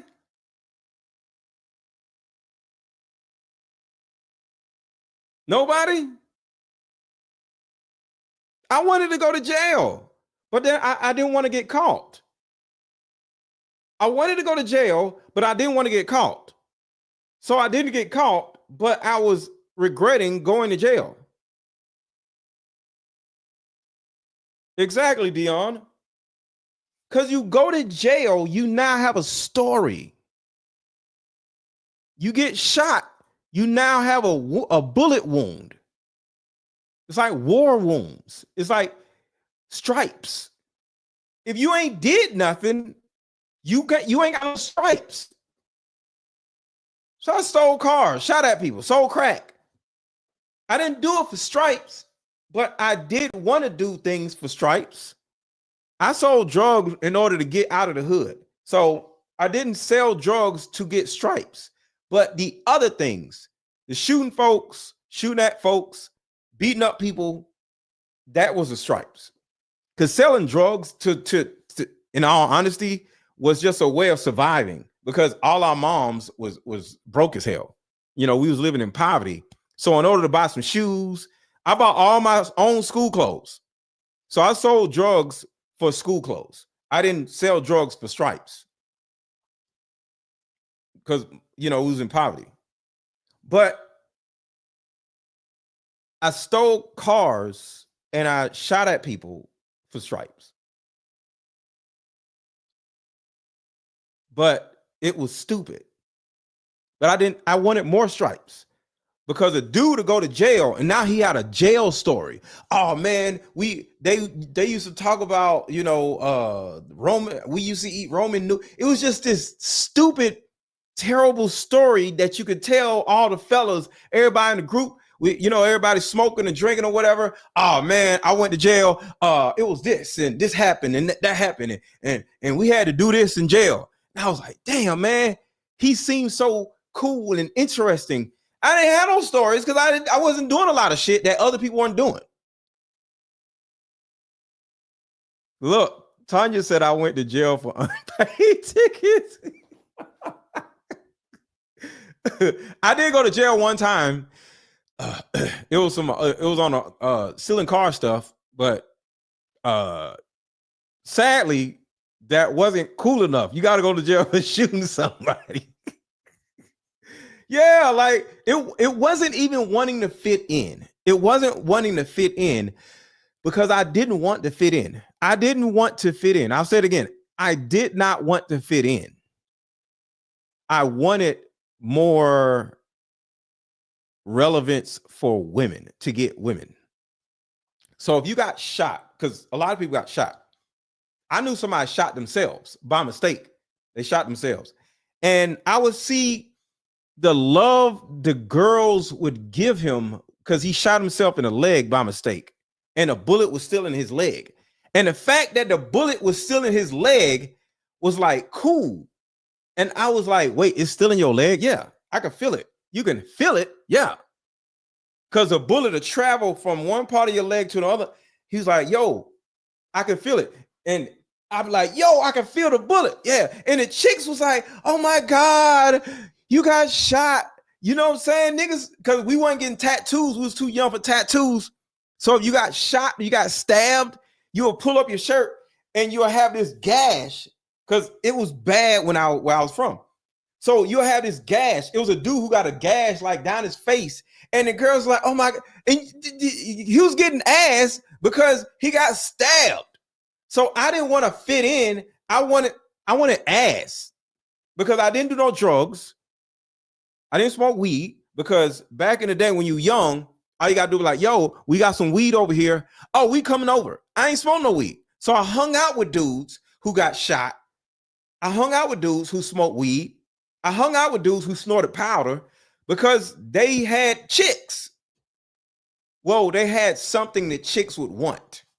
So I was like, okay, women like all this crazy shit. So I didn't steal cars for stripes, even though I wanted stripes, but I didn't steal cars for stripes. I would steal cars because we now riding around in a BMW at the age of 13 to get girls, not to fit in, to get girls. So now we pulling up in the front of the plaza in a BMW, like, yo, what's up? And all the girls would just run up, and now we getting ass. So with me, I didn't want to fit in, even though it would have been nice to get these type of stripes, but I wanted it for the girls.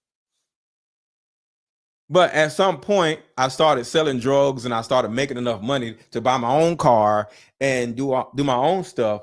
And once I was able to do that, you know, I didn't have to do crimes and stuff no more, even though selling drugs was a crime, but I mean violent crimes. the used to steal a car emblem and wear it. The BMW emblem on your necklace. Yes. That's what I'm saying. That's what I'm saying.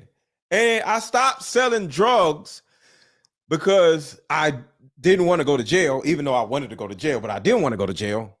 So I started selling rims because if you have some rims on your car and somebody said, hey, he stole my rims, you can't prove that those are your rims unless you actually bought them from the store and can show the receipt. But even then, what's the proof that those are your rims? Wasn't nobody buying no damn rims from the store. They cost too much. So everybody bought rims from each other. So I would steal cars, sell rims, or either buy rims from the people on the east side that was stealing cars, and I would buy the rims from them because I wasn't. So I'll go way out on the east side and buy rims from people, because if I sold rims to somebody else, it will be on my side of town. So I was somewhat on the west side. So I'll go to the east side and buy the rims and then sell the rims to the people on the west side. So the people on the east side wouldn't see the people on the west side with the rims. So nobody would have no problems. But yeah, my point of all this is Bad Boy had a very, very, very, very positive, beautiful effect on my life. And Diddy, to a certain degree, kept me from going dark, going violent, going stupid. Bad Boy music kept me from going to prison because I wasn't doing anything crazy, not crazier than the next person. Because everybody was just selling drugs. It was just what you did. So I wasn't no big time drug dealer. I just sold drugs like everybody else did. I just, ain't nothing to brag about. But Bad Boy, the music affected me in a positive way. And I started wanting to just get with girls and, get a nice watch, shit like that, instead of shooting people. Because Bad Boy, it wasn't about drug dealing. It was just about shiny watches, cool clothes, and singing to girls. I used to pull the Mercedes sign thinking, oh, that's Sonya, that's a girl. That's hilarious. That is absolutely hilarious. So the music influence was strong. Baltimore was on the map when they filmed The Wire. Well, The Wire was terrible. Hold on. I want to drop the link real quick. If anybody wants to come up, and I want you to share your Bad Boy story. What were you doing in the 90s during the Bad Boy era? Did Bad Boy have a positive effect on you like it did on me? Hence the reason why I hate this motherfucker now. So I just dropped the link if anybody wants to hit the link and come up. So we're going to play a commercial and we'll be right back. Hit the link if you want to come up. Meet up at a coffee shop. Hey, how about we meet up at a coffee shop and play this fun dating card game? We'll have fun and see if we're compatible all at the same time. Ooh, what's the name of the game? It's called Deeper Discussions. I'm down. Okay, meet you at 6. Fellas, buy this card game. Ladies, buy this card game. Buy about 2 or 3 card games. The main reason why people can't stay together isn't because they don't like each other no more. It's actually because their present family issues come up or their past family issues come up. But when you play Deeper Discussions, you'll be able to understand a person's family issues up front. This game can be played with either 2 people or an entire group. So have fun. Question number 1. Name a time when money was the main factor why a relationship went bad. Deeper discussions, dating edition. Again, these cards are good for vetting a potential boyfriend, Candidate. a potential girlfriend, a potential husband, a potential wife. The texture of these cards are so soft and silky, by the way. Like They they're, ain't gonna get really wore out. durable. A dating card game for introverts who have a hard time asking the much needed compatibility questions. Deeper discussions, the card game. All right, somebody asked a great question. And here the link if y'all want to come up. Let me do it again. Hit the StreamYard link if anybody wants to come up. So Valerie said, so you'll sell rims and then knock them off again. So why do you hate Diddy? It sounds like he saved you. You hate him because he was a fraud? Yes. Yes, I hate him because he was a fraud. Because it makes my whole childhood seem like a fraud. Because I believed it. And to know that all of the people that used to sing to me, all the people that used to, like, see, the thing about it is Bad Boy saved me, not Diddy. The rappers, the singers from Bad Boy saved me, not Diddy. And Diddy would unalive the people that were singing and rapping to me. Does that make sense? So the same person that is singing to me or rapping to me in a positive manner that was inspiring me to do something positive, he allegedly killed them. So he unalived my inspirations. He R-worded my inspirations. He stole from my inspirations.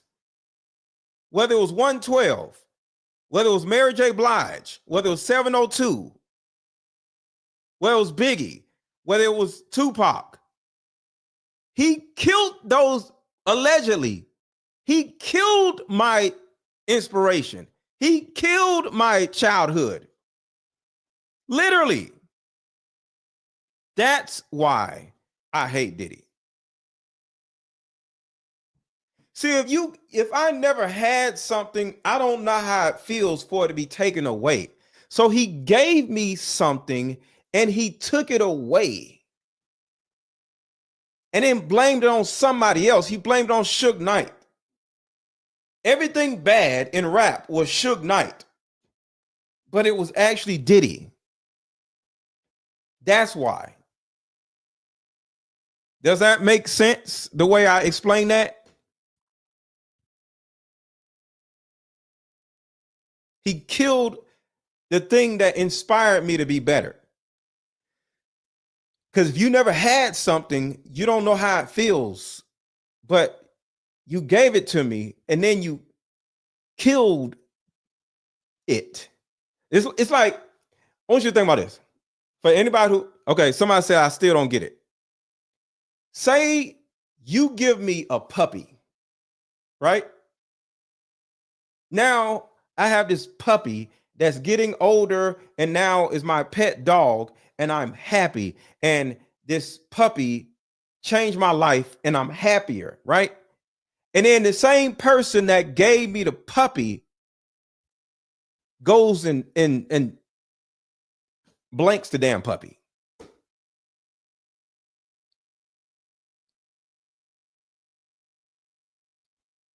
Now I'm distraught because you blanked my puppy. Now, if I would have never had the damn puppy, I wouldn't be so damn distraught. But you buy me a damn puppy and I live with the puppy. Now it's my pet dog and I love my dog. And then you damn unalive a damn dog. Now I hate you because you bought me a puppy and takes the damn puppy away from me and unalives the shit.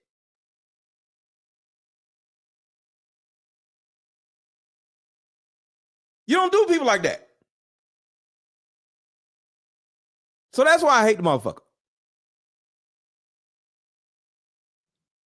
So I'm not a blogger. I'm not a gossip channel. I personally just hate Diddy. That's it.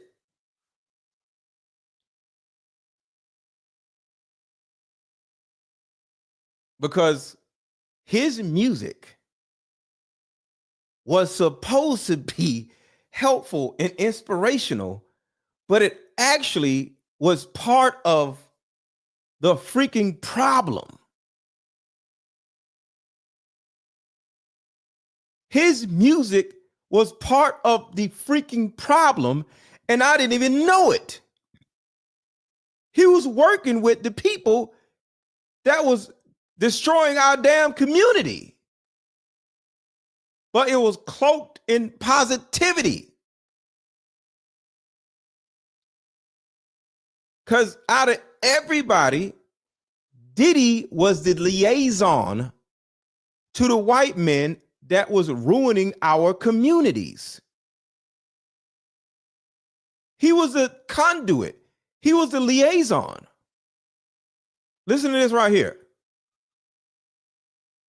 Man, right here, Mr. Lucian Grange, the reason why Abel Tesfaye, aka The Weeknd, is in the position of which he is. Which, let me say, this is for educational purposes only. But what if I told you there's a very dark history behind Lucian? That even Lucian himself has a puppet master. Let's keep in mind, Lucian is the chairman and chief executive officer of Universal Music Group. Oh yeah, the same exact one that's bringing its music back. Yeah, Black Rob. Black Rob dead. To TikTok. Let's do Craig Mack, dead. Keep in mind before I go any further though, Mr. Lucian Grange is under pressure from a lot of allegations. Allegations of sponsoring and financing every single one of P. Diddy's parties. Every single party of where P. Diddy's allegations and themselves originate from. Saying that See, Diddy was a conduit to black people. Lucian Grange is some old ass white man. He don't have access to us. He don't have access to our women. He don't have access to our culture. He's just some old ass white man. But he used Diddy to fund these Diddy parties. Why? So they can steal our women and traffic them. That's why. He was a conduit to all this trafficking shit. This old ass white man wouldn't have had access to our black people if it wasn't for Diddy. Lucian aided and abetted Combs' behavior by sponsoring gatherings where underage girls were reportedly drugged and provided vast sums of money to Combs, who allegedly used it for vast sums of money to Combs. What? But like I said, the music industry is very dark, and there's always another puppet master. This is Mr. Leo Cohen. How do you think Lucian Grange got that position to begin with? Oh, you guessed it, aka the tall Israeli. And of course, Leo Cohen is a global head of music at Google and YouTube. But this man is a very high authority figure in the music industry. Because let's do keep in mind, Cohen worked on the label side of the music industry at companies including Warner Music, Def Jam, Island Def Jam, and 300 Entertainment. Now do keep in mind, Leo Cohen in himself is somebody that Tupac and himself was sketched out about. And ironically, not even 2 years after Tupac's death, in 1998 and 1999, Cohen brokered the deal to sell Def Jam to Universal, creating the Island Def Jam music group, which combined Def Jam, Mercury, and Island Records. And as you can see at that time, artists under his watch at Island Def Jam included none other than Jay-Z, Bon Jovi, Ludacris, and Mariah Carey, just to name a few. All very sketchy artists. See, they use black people to get access to the rest of us. They use black, Diddy type of people, Birdman type of people, to make young boys gay and to traffic the young girls. So it was all a psyop, y'all. I hate Diddy because he was a part of the psyop. But he marketed himself as this love, brother love, happy, dancing around in white outfits person. But like I said, Mr. Leo Cohen himself is the victim of many allegations, including from a CIA agent that confessed the agency's created rap music to fill private prisons. Mr. John Homeston, a retired CIA agent, has admitted on national Russian television that hip-hop was a psyop invented by the CIA in the 1980s, and the agency has directed and financed household name artists including NWA, Dr. Dre, Jay-Z, and Kanye West. Kanye tried to tell everybody about this years ago. Of course, nobody wanted to listen. But John Homestead said that our mission was to use teenage angst to our advantage and turn Generation X into a decadent, pro-drug, and anti-establishment culture that would create uprisings and further division within society, saying that the CIA even infiltrated mainstream radio to promote their music and reach millions of people every day. He also says when it comes to engineering culture, no one touches Leor Cohen. Homestead admitted Leor Cohen, also known as the tall Israeli who runs hip-hop, used specific artists like these, I'm sure everybody knows who all of these people are, to gain specific influence in society. See, like it says here, Cohen ended up promoting rappers such as Jay-Z and Kanye West, and more recently brought Migos and Young Thug to prominence. Well, obviously Kanye knew what he was talking about. But see, Kanye himself, alongside John Homestead, stated that the elites have been slowly working on eroding social norms for decades, and forcing famous black men to normalize the sight of men in dresses was a part of the agenda. Men in dresses was a part of the agenda. Everybody hit the like button. Everybody hit the like button. Here's the thing, right? A music industry executive who was present at the first meeting between the CIA and music industry executives has written a confessional letter. Y'all hear that, right? The CIA. So Diddy was working with the CIA. Diddy did all of this. The CIA can't get to us without people like Diddy. Detailing exactly what went down on that fateful day in a specific video that is no longer available online. Yeah, I'm sure that's not sketchy in itself, right? Or the fact that John Homestead said that the CIA worked in tandem with music industry elite to create a funnel in which young people would be indoctrinated with brainwashing gangster rap music and then delivered to the highly profitable private prison system. In order to create this funnel, the CIA introduced music industry owners to the private prison industry. See, that's where Time Warner comes in because let's keep in mind, like I stated at the beginning of this video, Leor Cohen himself was a very high authority figure at Time Warner. And as you can see, some of the biggest names in the music industry are in cahoots with private prison owners. And as you can see in 2021, CoreCivic, formerly known as Corrections Corporation of America. All of it is meant to put us in prison. And I'm thinking he's doing something nice or making happy music. No, it's meant to put us in prison. America, the biggest name in the private prisons industry, contacted 48 states offering to buy their prisons. See, there was one particular requirement of eligibility for the deal, saying that an assurance by the agency partner that the agency has sufficient inmate population to maintain a 90% occupancy rate over the term of the contract. And here's the sketchy part that this article paints very well, right? In the year 2012, a mere 232 media executives in the US were responsible for controlling all avenues necessary to manufacture any celebrity and spark any trend. And of course, Dion, you said something real. Diddy, R. Kelly, and Bill Cosby literally was the entire 90s. Diddy, R. Kelly, and Bill Cosby was the entire 90s. I totally agree with you. Because some of y'all don't know, A Different World was also created by Bill Cosby. So Bill Cosby not only had the Cosby Show, he had A Different World. That was Bill Cosby. So the entire 90s was R. Kelly, Diddy, and Bill Cosby. And all three of them are in jail right now. Do I hate Bill Cosby? No, because he's in prison. Well, I don't hate Bill Cosby at all because I don't really think he did what he did. But R. Kelly, yeah, I hate R. Kelly, but he's in jail. I don't know if y'all remember, but I was advocating for R. Kelly to go to prison.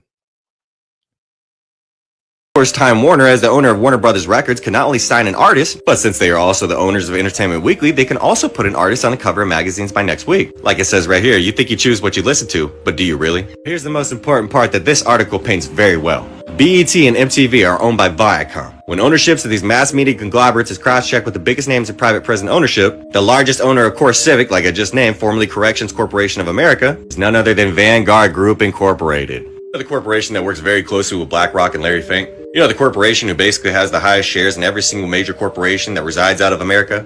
Yeah, that one. Vanguard is the #1 shareholder in both Viacom and Time Warner. Vanguard is also the largest holder in the GEO Group, the second largest owner of private prisons in the entire USA. Like it says here, the people who own the media and are responsible for putting gangster rap at the center of youth culture are the very same people who own private prisons. So you tell me why this deal is a problem.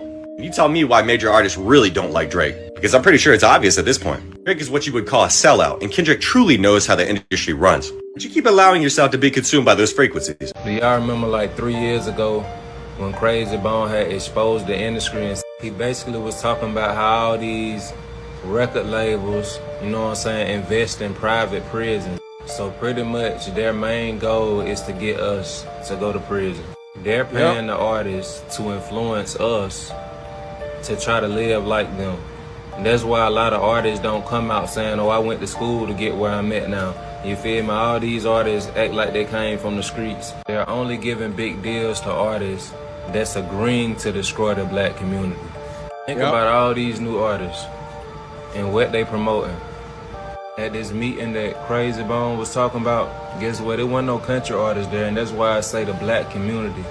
Music business has invested millions of dollars in the private prison system. Somebody sent me an article, like, I think it was like 6 or 7 years ago. Right. But it's actually a letter that was written by somebody that was a decision maker at a major label. You know, he was invited to a very special meeting about the future of hip hop back in 1991. And the title of the letter is The Secret Meeting That Changed Rap Music and Destroyed a Generation. I have struggled for a long time weighing the pros and cons of making my story public, as I was reluctant to implicate the individuals who were present that day.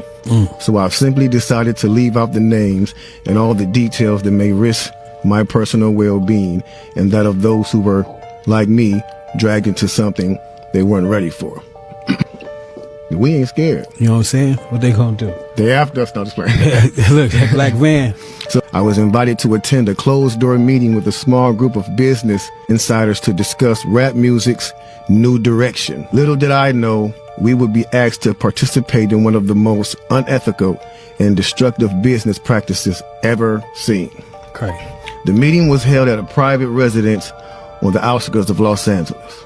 I remember about 25 to 30 people were there. Right. Most of And this is a true story. them familiar faces. Among the attendees was a small group of unfamiliar faces who stayed to themselves and made no attempt to socialize beyond their circle. Based on their behavior and formal appearances, they didn't seem to be from our industry.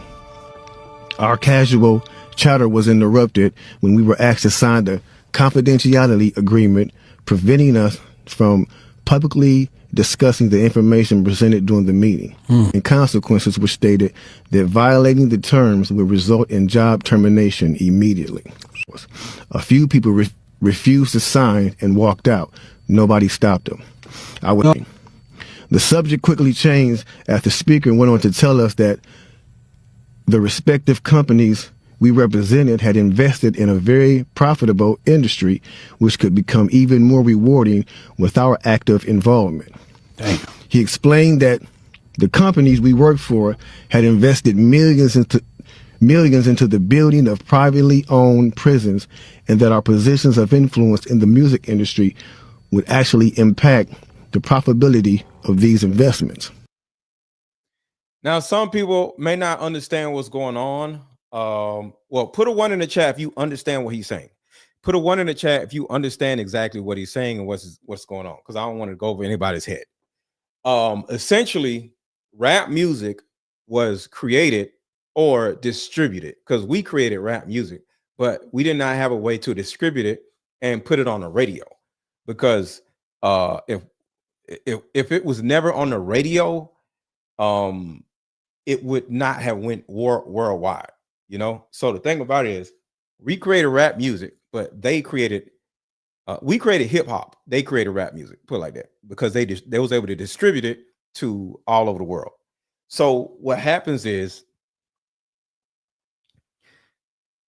we rap, and then say we make happy songs, right? I love you, girl, whatever. We take our song, because this happens in real time right now. We'll take it to the white folks and say, hey, here's my album. I got 13 songs on it, and here you go. They'll listen to the album and say, this ain't it. What do you mean? This is not going to sell. Why? It's too happy. Like, we want gangster music. We need it to be gritty and hard and streets.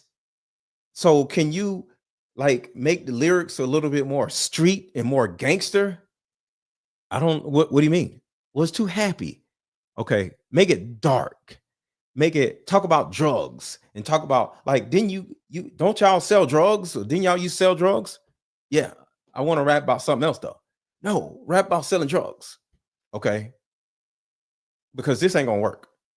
So in order for the rapper to get their advance money or more opportunities, or for their album to get distributed, you have to change the lyrics and make it more, I'm gonna do this, I'm gonna do that, I hate my own people type of shit. So they'll go back and change the lyrics and it becomes the actual trend. And then boom, they'll put the music out. And because of it, just like I said with me, the music was making me want to do bad things, because doing bad things sounded like the rest of the world was doing bad things. Missy, Timbaland, Jay-Z, Goody Mob, Outkast, Snoop, Dre, 50, and a few others. 90s had a long list of great artists that era. I totally agree. We'll never see that type of era ever again. But look what happened to Goody Mob. Because they were positive. Goody Mob went to hell because it was positive. Like, I used to love Goody Mob, but didn't nobody want to put no money behind Goody Mob because it was too positive. They were teaching us too much. Sure enough, someone asked what these prisons were and what any of this had to do with music. We were told that these prisons were built by privately owned companies who receive funding from the government based on the number of inmates. Mm-hmm. The more inmates, the more the government would pay these prisons. Mm-hmm. It was also... I remember this, Leopard 78. You remember how they reacted to Tupac, all these other people being on the radio. Eazy-E, Too Short, Public Enemy. Yeah, I remember. And it was a lot. I remember 2 Live Crew came out with a song called Banned in the USA, where they banned the Tupac music because it would be on the radio, and it was politicians who was against the stuff and was like, yo, we're not. So they made it against the law to put that type of music on the radio. But guess what? They lobbied and paid them money for them to go away. And then they went back on the radio. There was a time where rap music did not have viewer discretion advised on the on the radio. I mean, on the CD. Also made clear to us that since these prisons are privately owned, as they become publicly traded, we'd be able to buy shares. My industry colleague who had first opened the meeting took the floor again and answered our questions. He told us that since our employees had become silent investors in this prison business, it was now in their interest to make sure that these prisons remain filled. Our job would be to help make this happen by making music which promote criminal behavior, rap being the music of choice. He assured us that this would be a great situation for us because rap music was becoming an increasingly profitable market. Diddy got fired because big songs were a bit violent. He got fired from who? He was the boss. What do you mean he got fired? What are you talking about? Diddy didn't know Biggie when he got fired. He had Craig Mack before he got fired. He didn't know Biggie. For our companies, and as employees, we'd also be able to buy stocks in these prisons. My days was interrupted when someone shouted, "Is this a fucking joke?"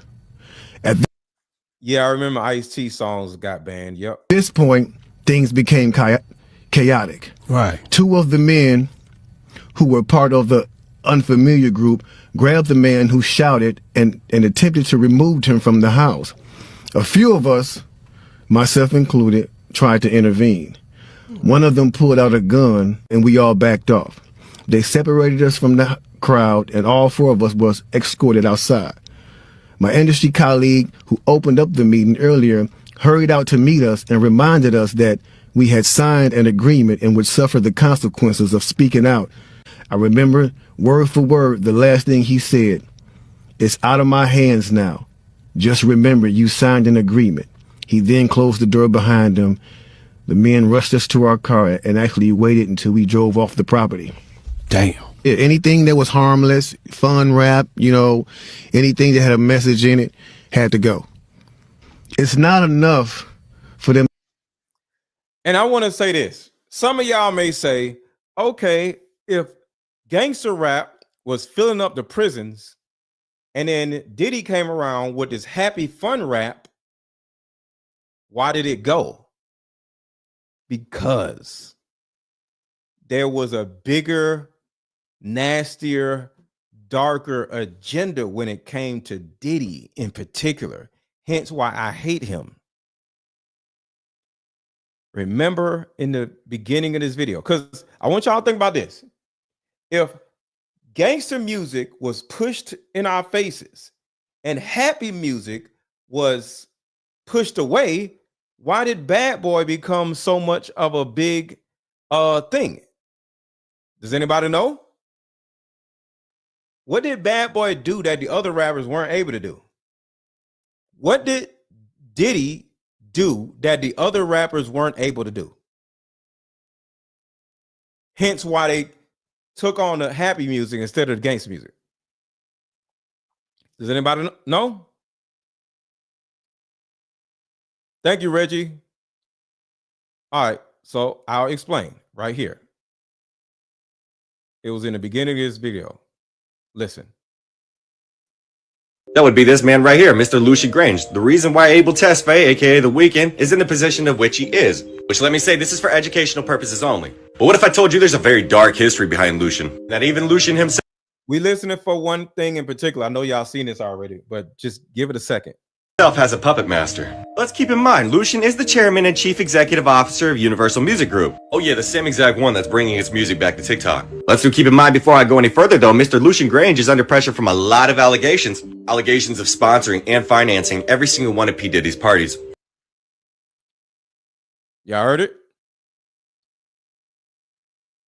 See, they came up with a different idea. Gangster rap causes kids to want to go to jail. But what was a bigger thing that made them more money? Trafficking.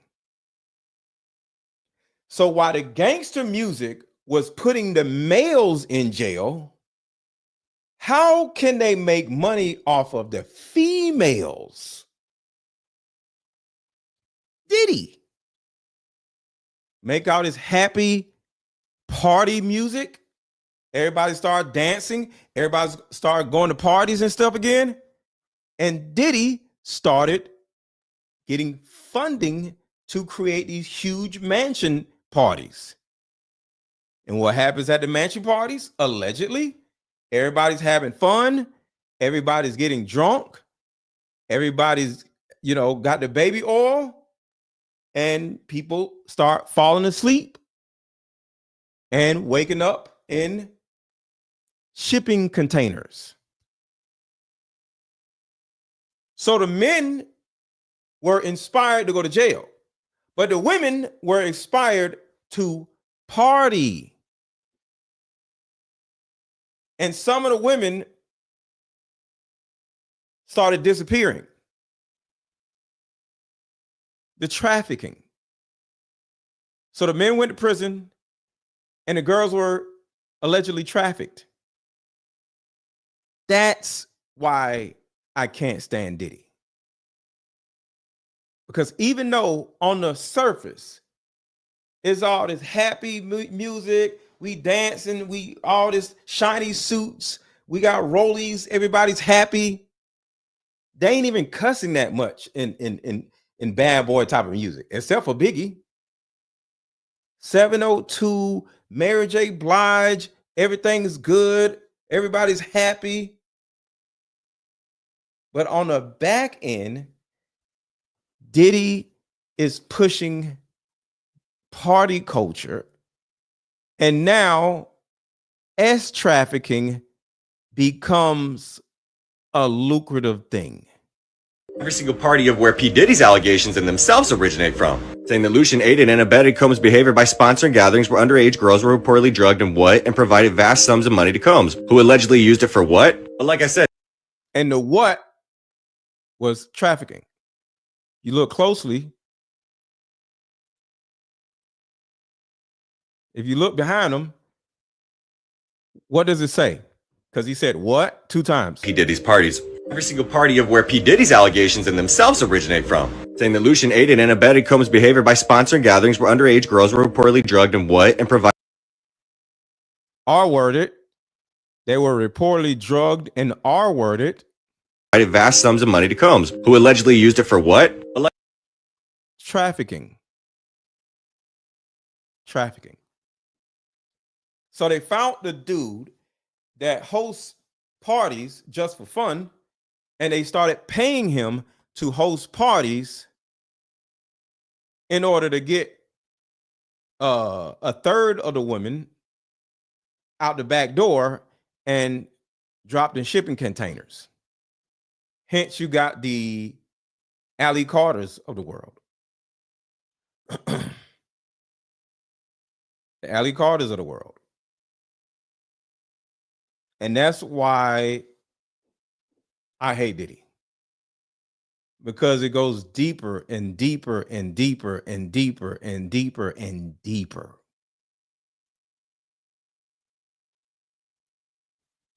Came up with a solution that will help every woman watching, regardless of age, regardless of background. See, in my 7 years of coaching women, the number one thing that I hear in my coaching sessions is her issue or tumultuous relationship with her mother. So what I've done is come out with a card game that will actually help mothers and daughters come back together. We have to get to the source of a woman's pain, her inadequacies, her insecurities, and heal that little girl inside of her before she goes out in the world as a woman. I call Like Mother, Like Daughter therapy in a box. Thank you, Northern Dame. Thank you. Therapy in a box is 50 questions for the daughter to ask the mother, questions that you always wanted to ask. And it's also 50 questions for the mother to ask the daughter. But when you're able to ask the questions that you always wanted to ask to your mother without her getting upset, without her pulling rank on you, the lines of communication are now open. When women are finally able to forgive their mother, relationships outside of the household would then blossom. Because for most women, there's a hurt little girl inside of her that never had an opportunity to be seen or heard. But all that stops when you buy my new Like Mother, Like Daughter card game. Order it now. The link is under this video. Click the link and let's start healing.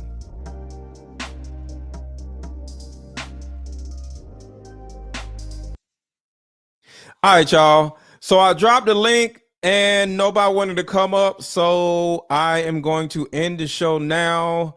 Do I read these chats, or the ones you mentioned on the show, are they from paid members? Well, the chat is going so fast where I can't read everybody's super chat. But if you make your super chat like this, where he made it, because you pay money, whether it's $5, $10, $20, $2, or whatever, there will be it'll make the chat colorful and I will notice it. So if you want me to read your specific chat message, you have to put it in the super chat. So that's at the bottom, and you'll see a $sign at the bottom of the screen. Because I can't read everybody's message, because I wouldn't even be able to talk, because I'll be reading through the whole time. But yeah, the baby oil bandit. Yeah, it is what it is. But I am out of here. I'm doing another show probably around 8 o'clock this evening, and that's going to be really dope. We're going to cover the Luigi situation.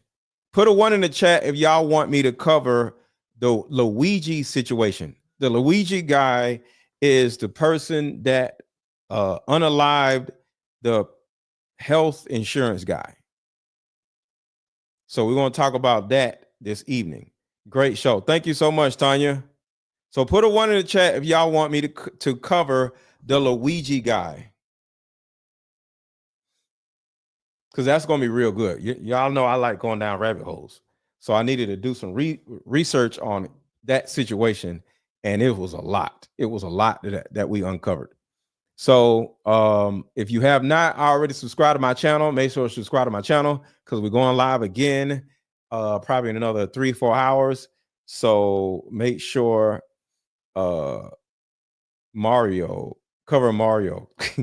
No, I'm covering Luigi, not Mario.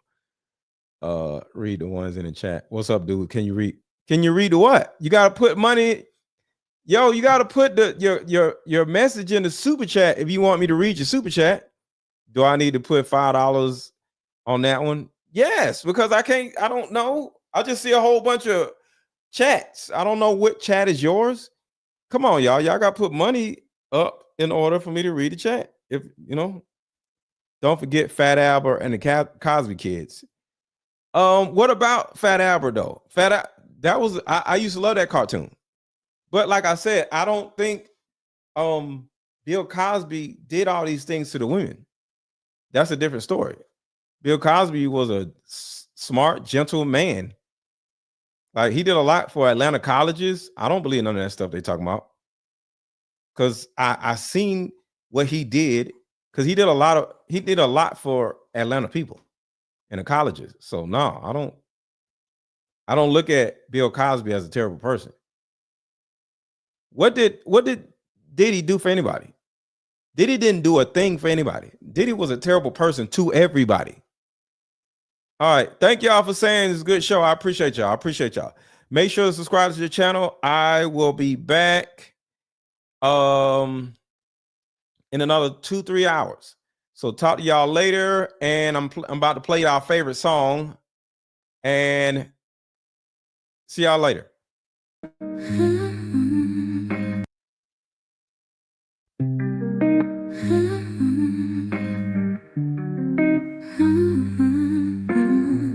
Mama, sit down, let's play this game. In these cards we heal our pain. Face to face we both explain. Maybe fun. And thank you, Miss Lady, for the Cash App. Thank you, Miss Lady, for the Cash App. Appreciate you. Our bond again. Years of anger lose their sting. Hold on. Y'all got to turn this up, y'all. Y'all got to turn this up. Let's go. Turn it up. Hit the like button if you have not already. Let's go.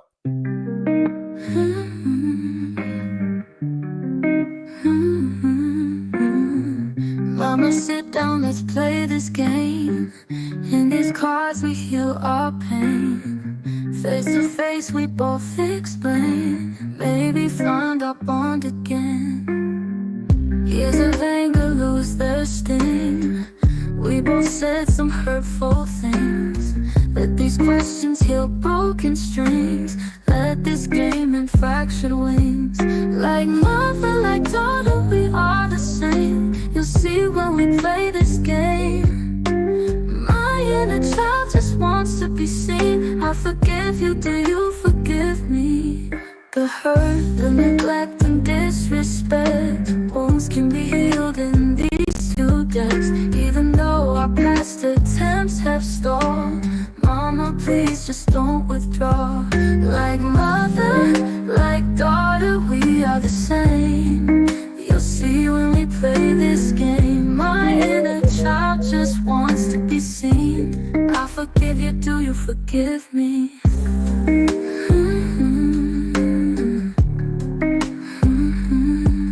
The hurt, the neglect and disrespect, wounds can be healed in these 2 decks. Even though our past attempts have stalled, Mama, please just don't withdraw.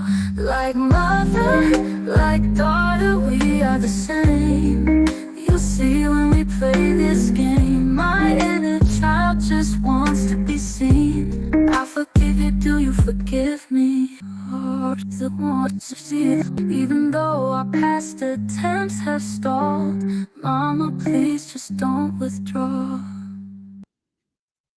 While we meet up at a coffee shop and play this fun dating card game. We'll have fun and see if we're compatible all at the same time. Ooh, what's the name of the game? It's called Deeper Discussions. I'm down. Okay, meet you at 6. Fellas, buy this card game. Ladies, buy this card game. Buy about 2 or 3 card games. The main reason why people can't stay together isn't because they don't like each other no more. It's actually because their present. Happy New Year. Happy New Year. Family issues come up or their past family issues come up. But when you play Deeper Discussions, you'll be able to understand a person's family issues up front. This game can be played with either 2 people or an entire group. So have fun. Question number 1. Name a time when money was the main factor why a relationship went bad. Deeper Discussions Dating Edition. Again, these cards are good for vetting a potential boyfriend, Candidate. a potential girlfriend, a potential husband, a potential wife. The texture of these cards are so soft and silky, by the way. Like they ain't gonna get really wore out. durable. A dating card game for introverts who have a hard time asking the much needed compatibility questions. Deeper Discussions, the card game.